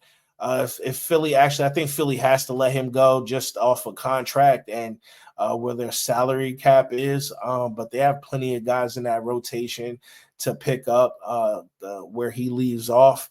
I think he's going to be a stud for any team that he goes to. I'm sorry for once again, my notes has been erased. I'm not sure what's going on with my other laptop, but I had everything to a T with this. But anyway, he's going to be a stud for anybody that gets him. I would love to see him in Dallas. It's time that we get some good players still in their prime from other organizations. Because if they had their cap together, I think Philly would. I would not be surprised if Philly finds a way to resign him. Let's be honest there. So, yeah, shouts out to Sweat, number 94. Hopefully he gets onto greener pastures and gets over here with Dallas and rock that blue. All right, so it gets down to the NFL draft. Overall, we got the 12th overall pick in the NFL draft. So here are some potential draft targets for the Dallas Cowboys. Already widely known, Ashton Genty, running back, Boise State. Could we pick him up with the 12th overall pick? I ultimately don't think that Ashton Genty will be around for the Dallas Cowboys by the 12th overall pick. I think there's 2 or 3 teams ahead of us who could use a running back of his magnitude. I think it's an easy plug and play wherever you draft him. So Ashton Genty would be my number 1 overall choice for the Dallas Cowboys, but let's see. Number 2, no pun intended, Emeka Udoka, wide receiver out of Ohio State. This guy right here is definitely underrated for what he does.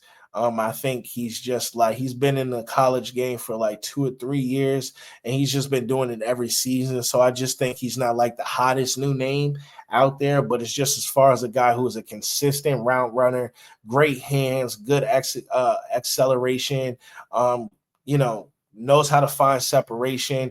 He can beat you over the top. There's a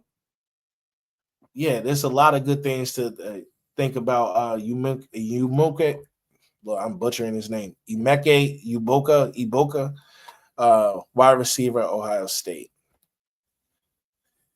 Number 3, wow, I didn't even line this up that way. No pun intended, would be Luther Burden, wide receiver out of Missouri.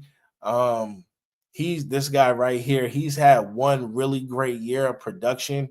That leaves me a little bit worried about, what his overall production will be in the league. But if last season is any suggestion of what he's going to be going forward, this guy is a stud. I would run to the podium for him, not above Ashton Genty. And I think it's a taste bud kind of thing if you would take him over Emeka Iboka, because I don't think either one you could go wrong with. For me, I would go number 2, Iboka over Luther Burden, but a lot of people will have Luther Burden over Emeka Iboka for sure, and I can understand why.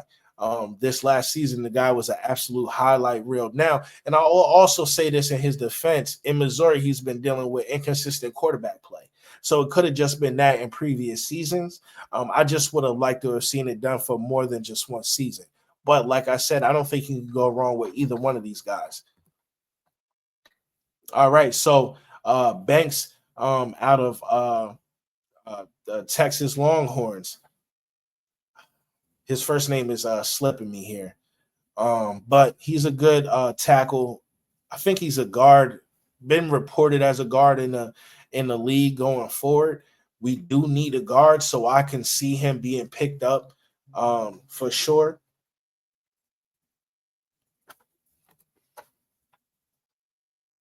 Mason Graham, defensive tackle out of Michigan. His guy is a stud.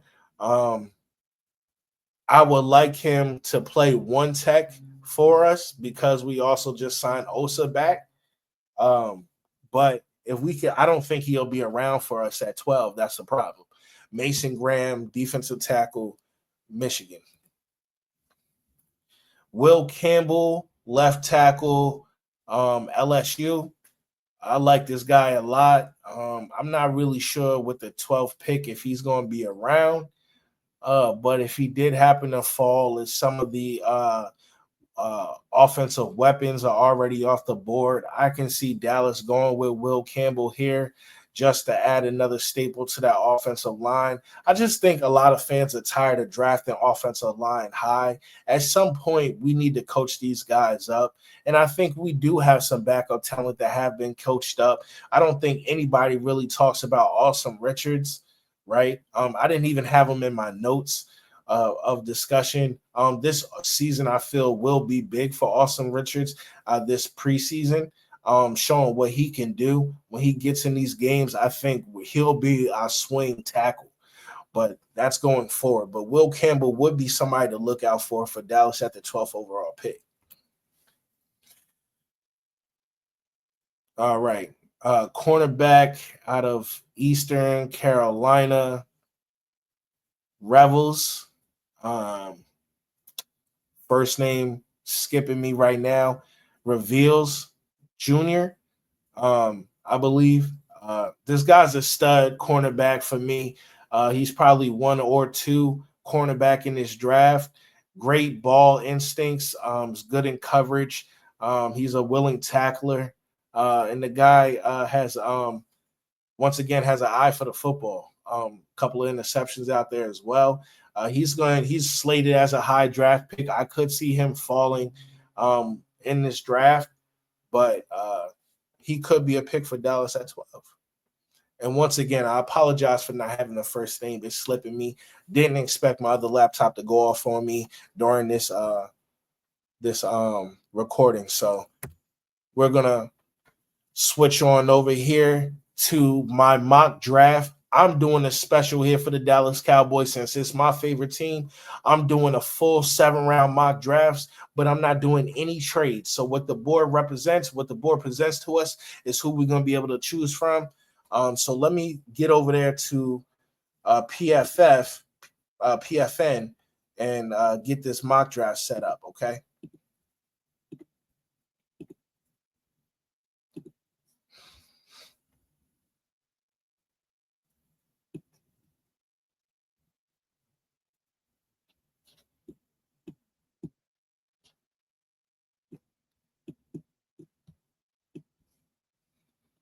Okay, 1 second here. All right.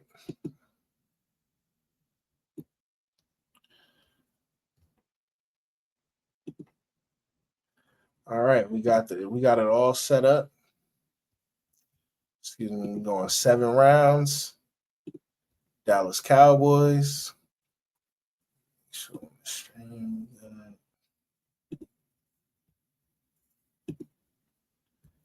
All right. Let's enter this draft. Let's get going. Boom. We're on the clock. No New England. We're not doing any drafts. In Denver, we're also not doing a draft. So let's just do a quick breakdown of what happened on the board before we got here. Travis Hunter, number 1 to Tennessee. Shador Sanders to Cleveland. Cam Ward went to New York. Abdul Carter went to New England. Will Campbell went to Jacksonville Jaguars. He didn't make it to us. Aston Genty, he didn't make it to us with the Las Vegas Raiders. Mason Graham didn't make it to us. He went to the Jets. Mikael Williams went to Carolina. James Pierce Jr. went to the Saints. Tyler Booker to the Chicago Bears. Will Johnson, cornerback, went to the Detroit Lions. They traded up. They traded with San Francisco to get that. Will Johnson out of Michigan. All right, so here's the board that's fallen to us. Our needs: running back, defensive tackle, offensive guard, cornerback, wide receiver. All right, Ted McMillan. All right, About to run to the podium. Ted McMillan possesses very good size and overall athleticism for the position. He is a versatile receiver who can line up outside, in the slot, and even attach to the hip of the tight end, all so he can maximize mismatches against nickel corners and linebackers. McMillan is a big body pass catcher with an outstanding catch radius and hands. He has rare ball skills and an outstanding contested catch and red zone threat, but he has the athleticism of a receiver who is smaller in stature and can make plays with the ball in his hands. While he has sufficient speed for a receiver with his size, he lacks the third gear to consistently generate separation down the field in the NFL and can struggle with creating separation off breaks at times. You know what that says to me? Who cares? Who cares? Nobody really cares because all I need him to do is run a couple slants on me, hit him with 1 or 2 go balls. That's all I really need. But if you think I'm passing up on Ted McMillan for a Luther Burden or a Kelvin Banks Jr., I'm sorry I couldn't come up with his name earlier, a Kelvin Banks Jr. No, sir. Malachi Starks. Move out the way so I can tell Ted he's coming to Dallas. Let's go. Moving right along. Now we up next with the 44th pick. All right, so we still need a defensive tackle. We need a one tech, specifically defensive tackle. Okay, so we got Kenneth Grant here. Kenneth Grant is one of the most explosive defensive tackle prospects, over 330 pounds to enter the NFL draft.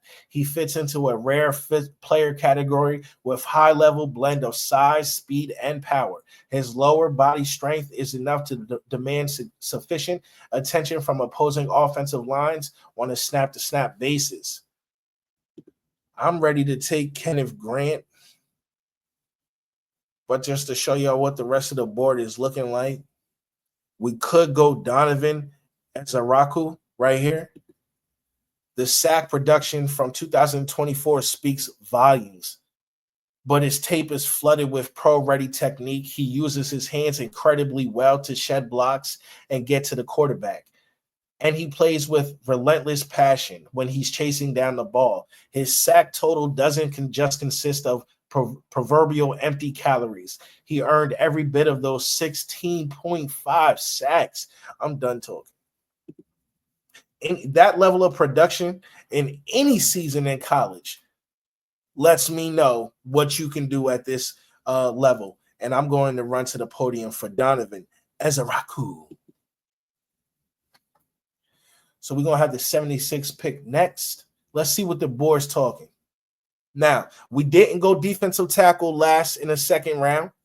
We went wide receiver first. Let's look at what those running backs is offering us before we get too down in the draft.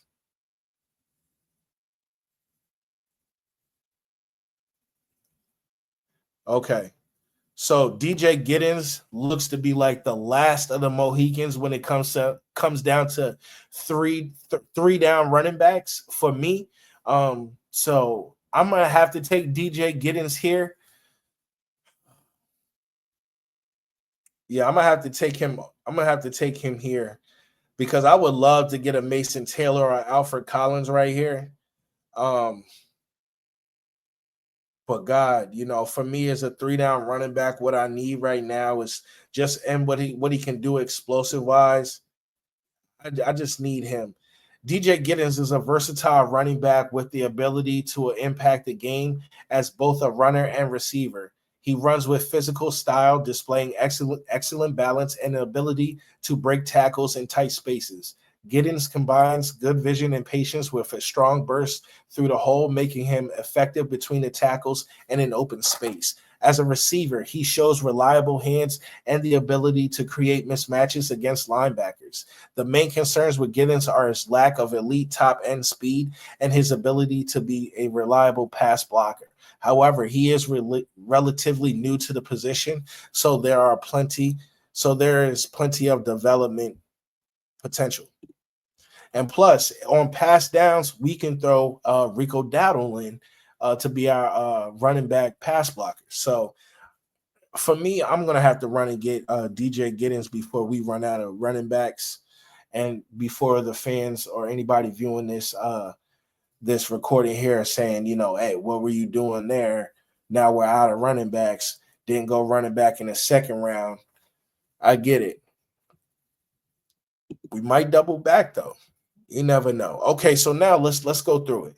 First, we picked up our wide receiver in Ted McMillan. Then we spun the block right and picked up that edge, right, out of Boston College.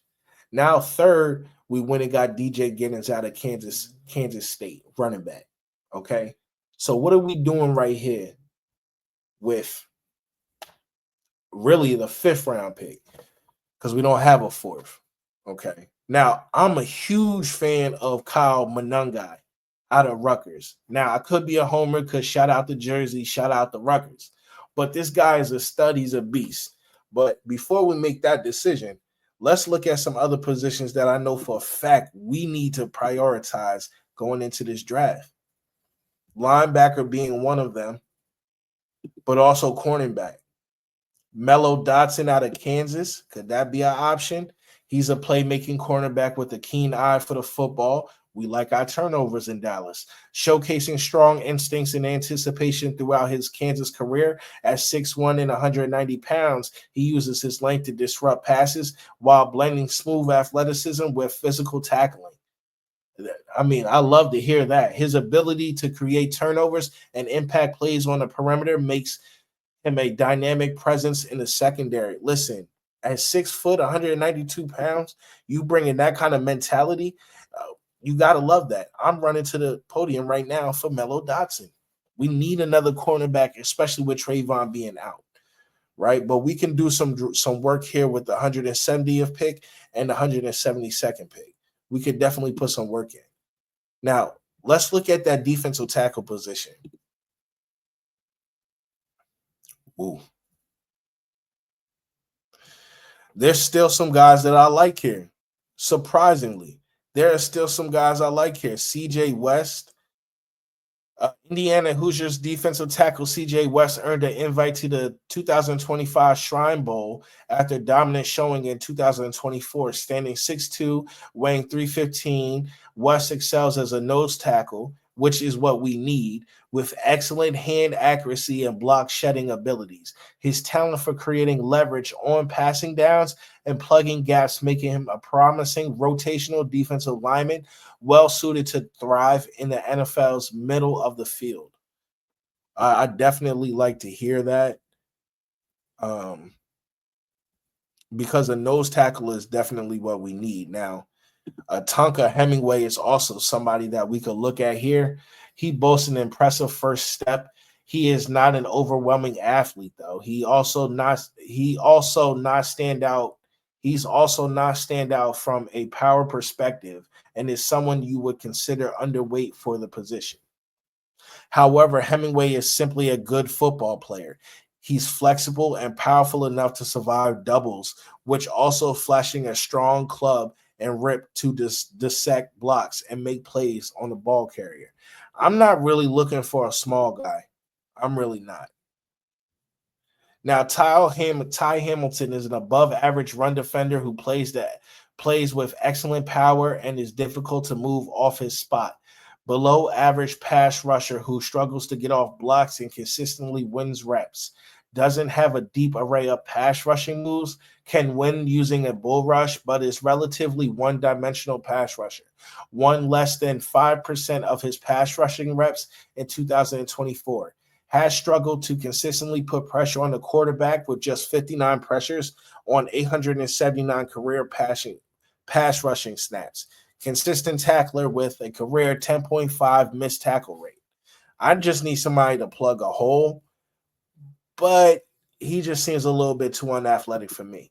If I'm going to go with anybody right here, it's going to be CJ West, defensive tackle out of Indiana, and that's who I'm running to go get. Now we're back on the board with the 102nd pick. Now we've already picked up a defensive tackle. We already had the cornerback in play. Let's look at that linebacker position before it's way too late, right? Or maybe it is. Let's see. All right. So overall, look, Kyle Monangai is still here. He's being slept on. He is being slept on. But before I take a look at him, I need to look at that. Is tight end someone where we could throw in right here, though? Luke Leachy. Luke Lakey, sorry if I'm mispronouncing your name, big guy, is a big-bodied and athletic tight end with a well-rounded skill set that makes him a valuable offensive weapon. His length and smooth acceleration off the line should serve him well as a seam stretcher. Lakey is also a fluid and technical route runner when he's working against air. He needs to develop his core strength to become more effective as a blocker, especially as that will likely be his path to playing time early.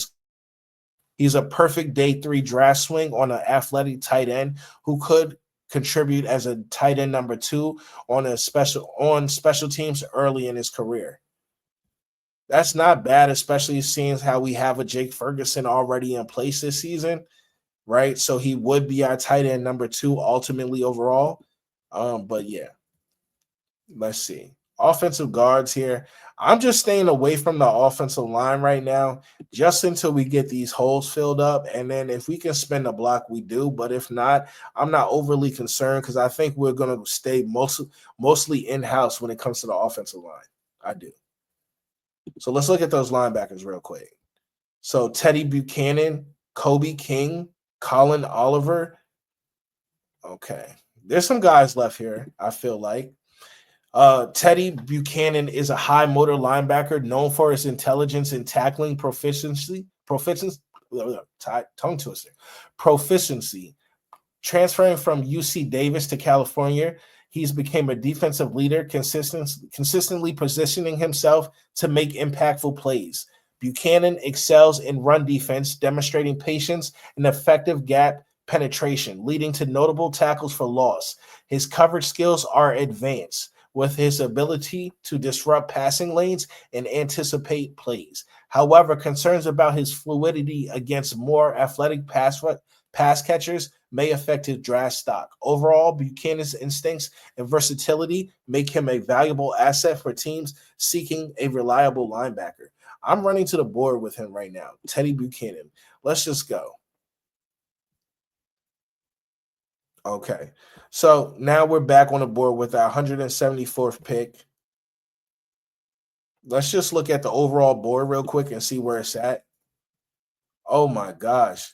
Kyle Monangai is still here. Okay, so the run on running backs obviously hasn't happened yet, and I'm really lucky for that. I'm not going to talk about him anymore, other than he's built on his breakout 2023 season at Rutgers with an even more dominant 2024, becoming unstoppable no matter the defensive game plan. He quickly surpassed his 8-touchdown total from last year. Monangai's mix of power and speed leaves defenders helpless. He shrugs off tackles with ease and outruns opponents in space. A natural fit for zone read offense, Monangai's patience and vision make him an ideal complement to a receiving back in the NFL, showcasing a skill set that's both chaotic and electrifying. Let me tell you guys right now, I wasn't too much of a college football fan until last season is when I really started paying attention. But I'm from Jersey, and Kyle Monangai has been mentioned numerous of times, right? This guy is not to be slept on. I think he is going to be a guy in the next level, and I'm drafting him right here. Let's go. Let's go. Our running back room looks way different. Let's go. That went from a negative to a positive overnight, instantly, with how I just attacked this draft right here. Okay, so we're looking at the overall bunch of running backs, defensive tackles left, cornerback there. All right, let's just look at one more defensive spot. Okay. And let's look at the safeties. Maxon Hook, Toledo, coming soon. I don't think there's a markup on him. Dante Trader Jr. was a consistent producer throughout his college career and has recorded at least 50 tackles in every season as a starter. A fluid athlete with smooth hips who moves it well in space. He is an effective coverage safety who can take away open receivers and read and react to what's in front of him. Trader is a versatile defender who has an experienced lineup at multiple spots in the secondary and showed significant signs of progress this season as a tackler. He had a missed tackle rate of just 4.8 last season and showed evidence of being better at wrapping up and tackling good angles to the ball. Trader was a top 10 lacrosse recruit coming out of high school and played the spot at Maryland up until 2024. I gotta forgive me, my mouth getting a little dry.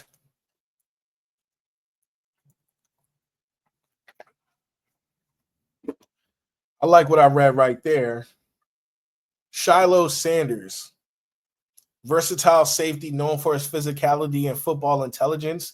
He exhibits excellent ball skills and knack for creating turnovers, as evidenced by his 80-yard interception return for a touchdown against Colorado State.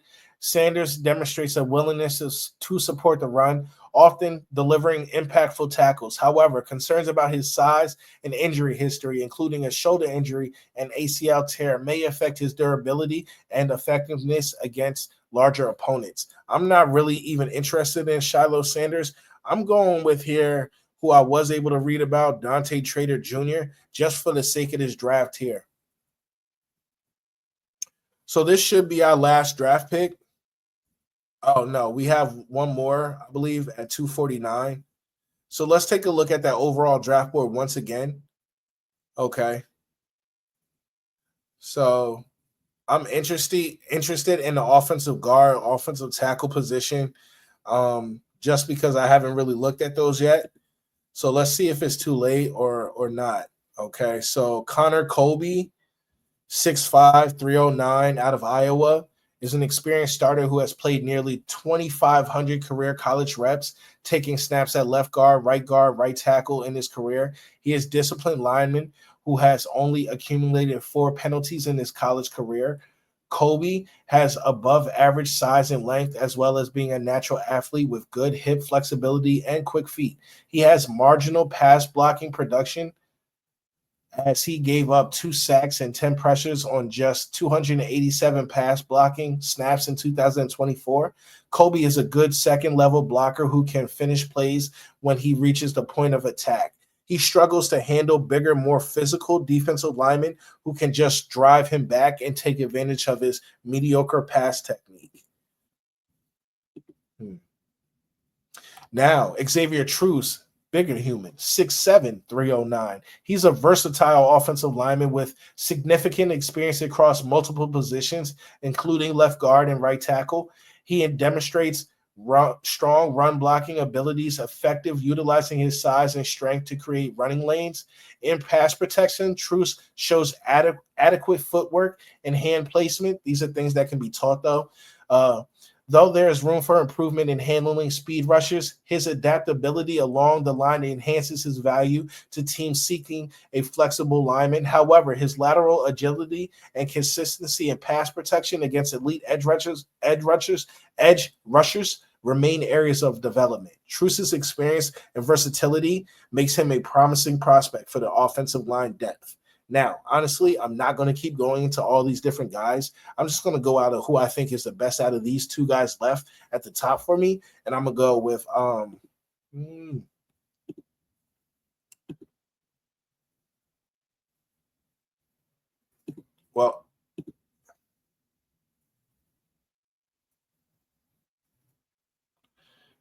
going to go with Connor Colby out of Iowa.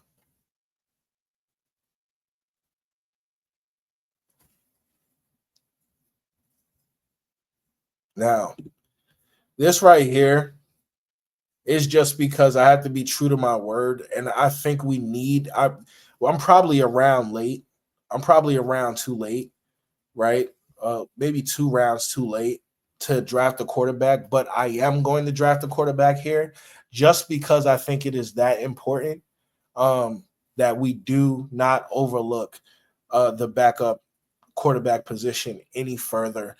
I think if we did wait this long, ultimately we would draft a guy, possibly maybe bring in a undrafted free agent, but we would, I think, replace Cooper Rush with then a backup veteran quarterback.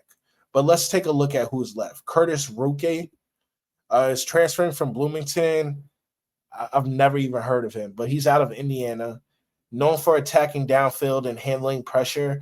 Aruke's success is aided by tailored schemes. While he lacks the arm strength and athleticism of most NFL starters, his vision, work ethic, and intelligence make him a solid long-term option at quarterback. Let's look at Brady Cook from Missouri. Right, he was thrown to Luther Burden this season. So Brady Cook was the beloved leader at Missouri, guiding the Tigers to back-to-back double-digit wins. While his competitive toughness, experience, and athleticism stand out, his lack of elite arm strength and processing ability. I'm stopping at lack of elite arm strength. In today's day and age, you need to be able to throw that damn thing.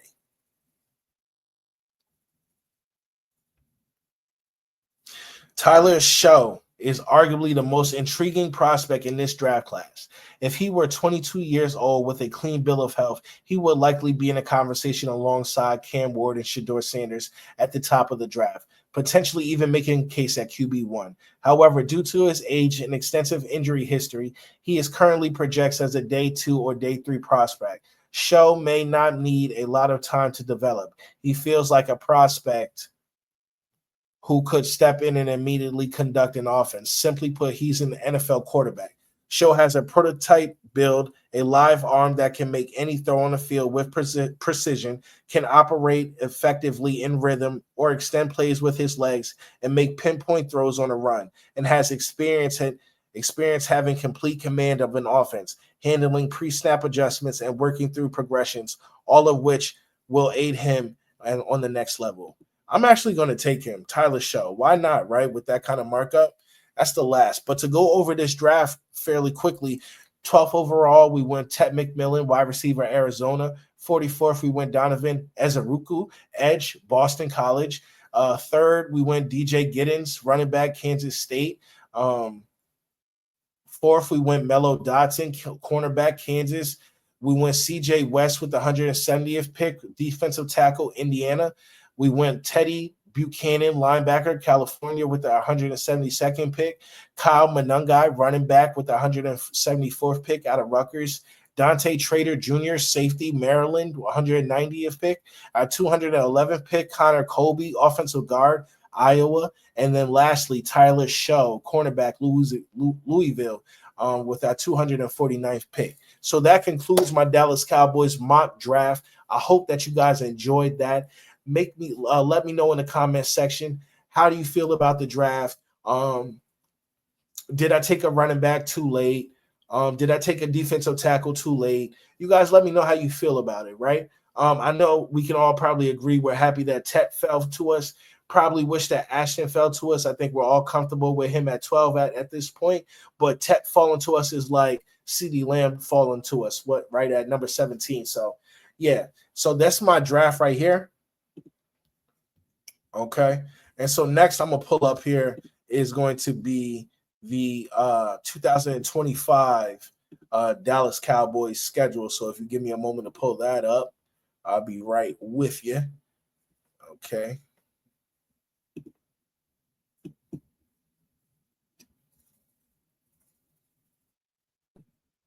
Okay, get my thing back up there. All right. So this is the 2025 schedule for the Dallas Cowboys. So, of course, you got the New York Giants, you got the Philadelphia Eagles, got the Washington Commanders twice each. But then you got Green Bay, you got Minnesota, you have Arizona Cardinals, you have the Kansas City Chiefs. That's behind me. I'm sorry. Then you have the I almost said San Diego Chargers, but you have the Los Angeles Chargers. You have the Chicago Bears, you have the Detroit Lions, you got Carolina, you got the Broncos, you got the Raiders, you got the Jets. So ultimately, I see us beating the Giants twice, see us going 1-1 with Philly. I see us going 1-1 with Washington. So that's about 4-2. I have us beating Green Bay. Now we're 5-2. I have us possibly losing to Minnesota. That would be 5-3. I have us beating Arizona. That would make us 6-3. I have us losing to Kansas City. That would make us 6-4. I have us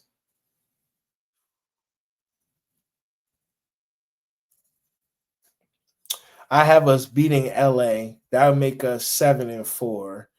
I have us beating Chicago. That would make us 8-4. Losing to Detroit. That would be 8-5. Then we win against Carolina. That would be 9-5. And then for Denver, we go 10-5. Las Vegas Raiders, we go 11-5. And then I can see the New York Jets making us 12-5. So I ultimately think Dallas could end up with a 12-5 season, just as good as his predecessor. I can see Brian Schottenheimer ending this season with a 12-5 season, especially if we make moves in this offseason, how I foresee us making moves this offseason. For sure. But before I wrap up this show, we already two hours, 10 minutes in. Apologize for the technical difficulties. But let me talk to Cowboys Nation right here, because this doesn't require anything that I put down in notes to get me through this show. I just want to talk to y'all as a nation. As a fan, going into this season, I was already all set. I had no plans on spending money on this team. But me and my cousin, we were like, you know what? I've never been to Jerry World. Let me get out there. My second favorite team is the Baltimore Ravens. So when we played them, I believe it was week 3. I was like, it's early in the season. We trying to get off to the best foot as possible. And even if we lose, it's a win-win for me, right? Because I like the Baltimore Ravens. That's my second team. Now I bleed the Dallas Cowboys. Let's not get it confused. But if you're going to go to a team where chances that your team could lose, what better off than a team that you actually are a fan of? So yes, I went out there in week 3, and it was a total debacle, right? We got our ass whooped pretty handily. The score did not dictate how the game actually went. We got our ass whooped.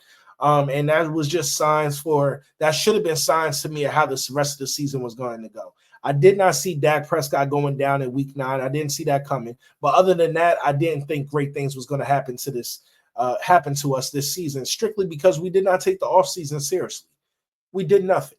All in was about all we got, was the quote, all in. We signed Eric Kendricks. He actually came in and played well for us. But besides him, we did nothing. We signed Dak Prescott. Whoop-de-doo. How about the headlines could have read Dak Prescott was signed early, so it gave us ability to maneuver with free agency. That would have been great. But no, you want to sign him on opening day. Like where does that happen? Nowhere else but in Dallas. Nowhere else but in Dallas. But I want to take a holistic viewpoint right here. I feel as though that Jerry Jones, Stephen Jones, and all the Joneses are put in a conundrum. They're put in a corner. They made bad decision after bad decision, and it's obvious. It's obvious. They dropped the ball. And because the scrutiny has been so high this offseason, way more than I've ever seen the media put on Dallas. I mean, they're calling Jerry Jones by name and adding bad things behind it. Usually they're kissing his ass, even through turmoil, even through the stupid things that he says to the media, right? But you find nowadays people are not willing to give them that same grace because there's an expectation in Dallas. I, as a fan, have expectations for this team. As much as I put in, not only since I've started this channel, but as much as I put in as a fan, just my energy alone, I deserve certain things from the Dallas Cowboys. I expect certain things from the Dallas Cowboys, I should say. I expect certain things. And I think U.S. fans expect certain things as well. So I think Jerry Jones, I think Stephen Jones, they're going to do their best to have good a couple of off-season acquisitions, right?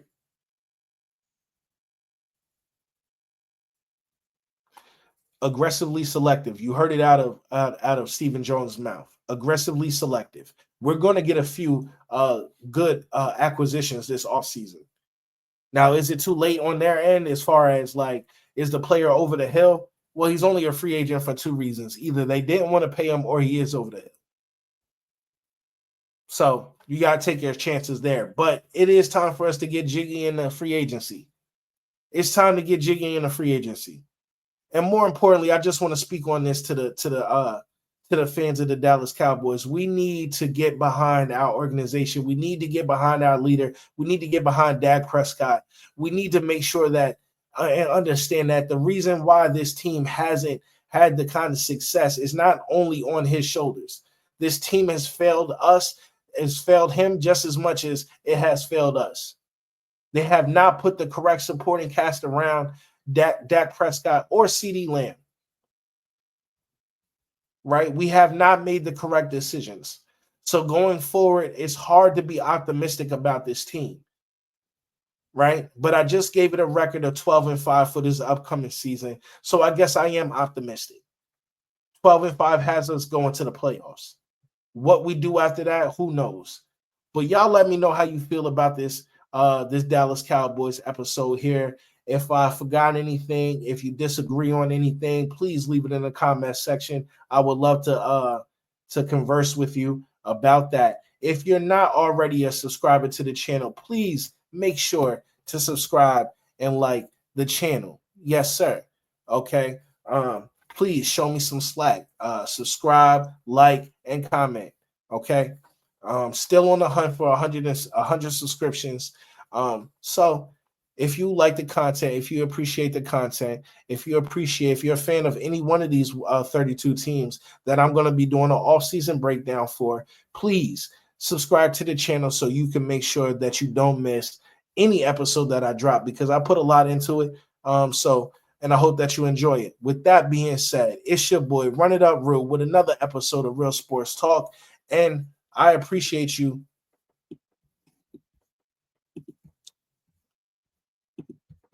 Trying to close out. I appreciate you guys very much. Thank you.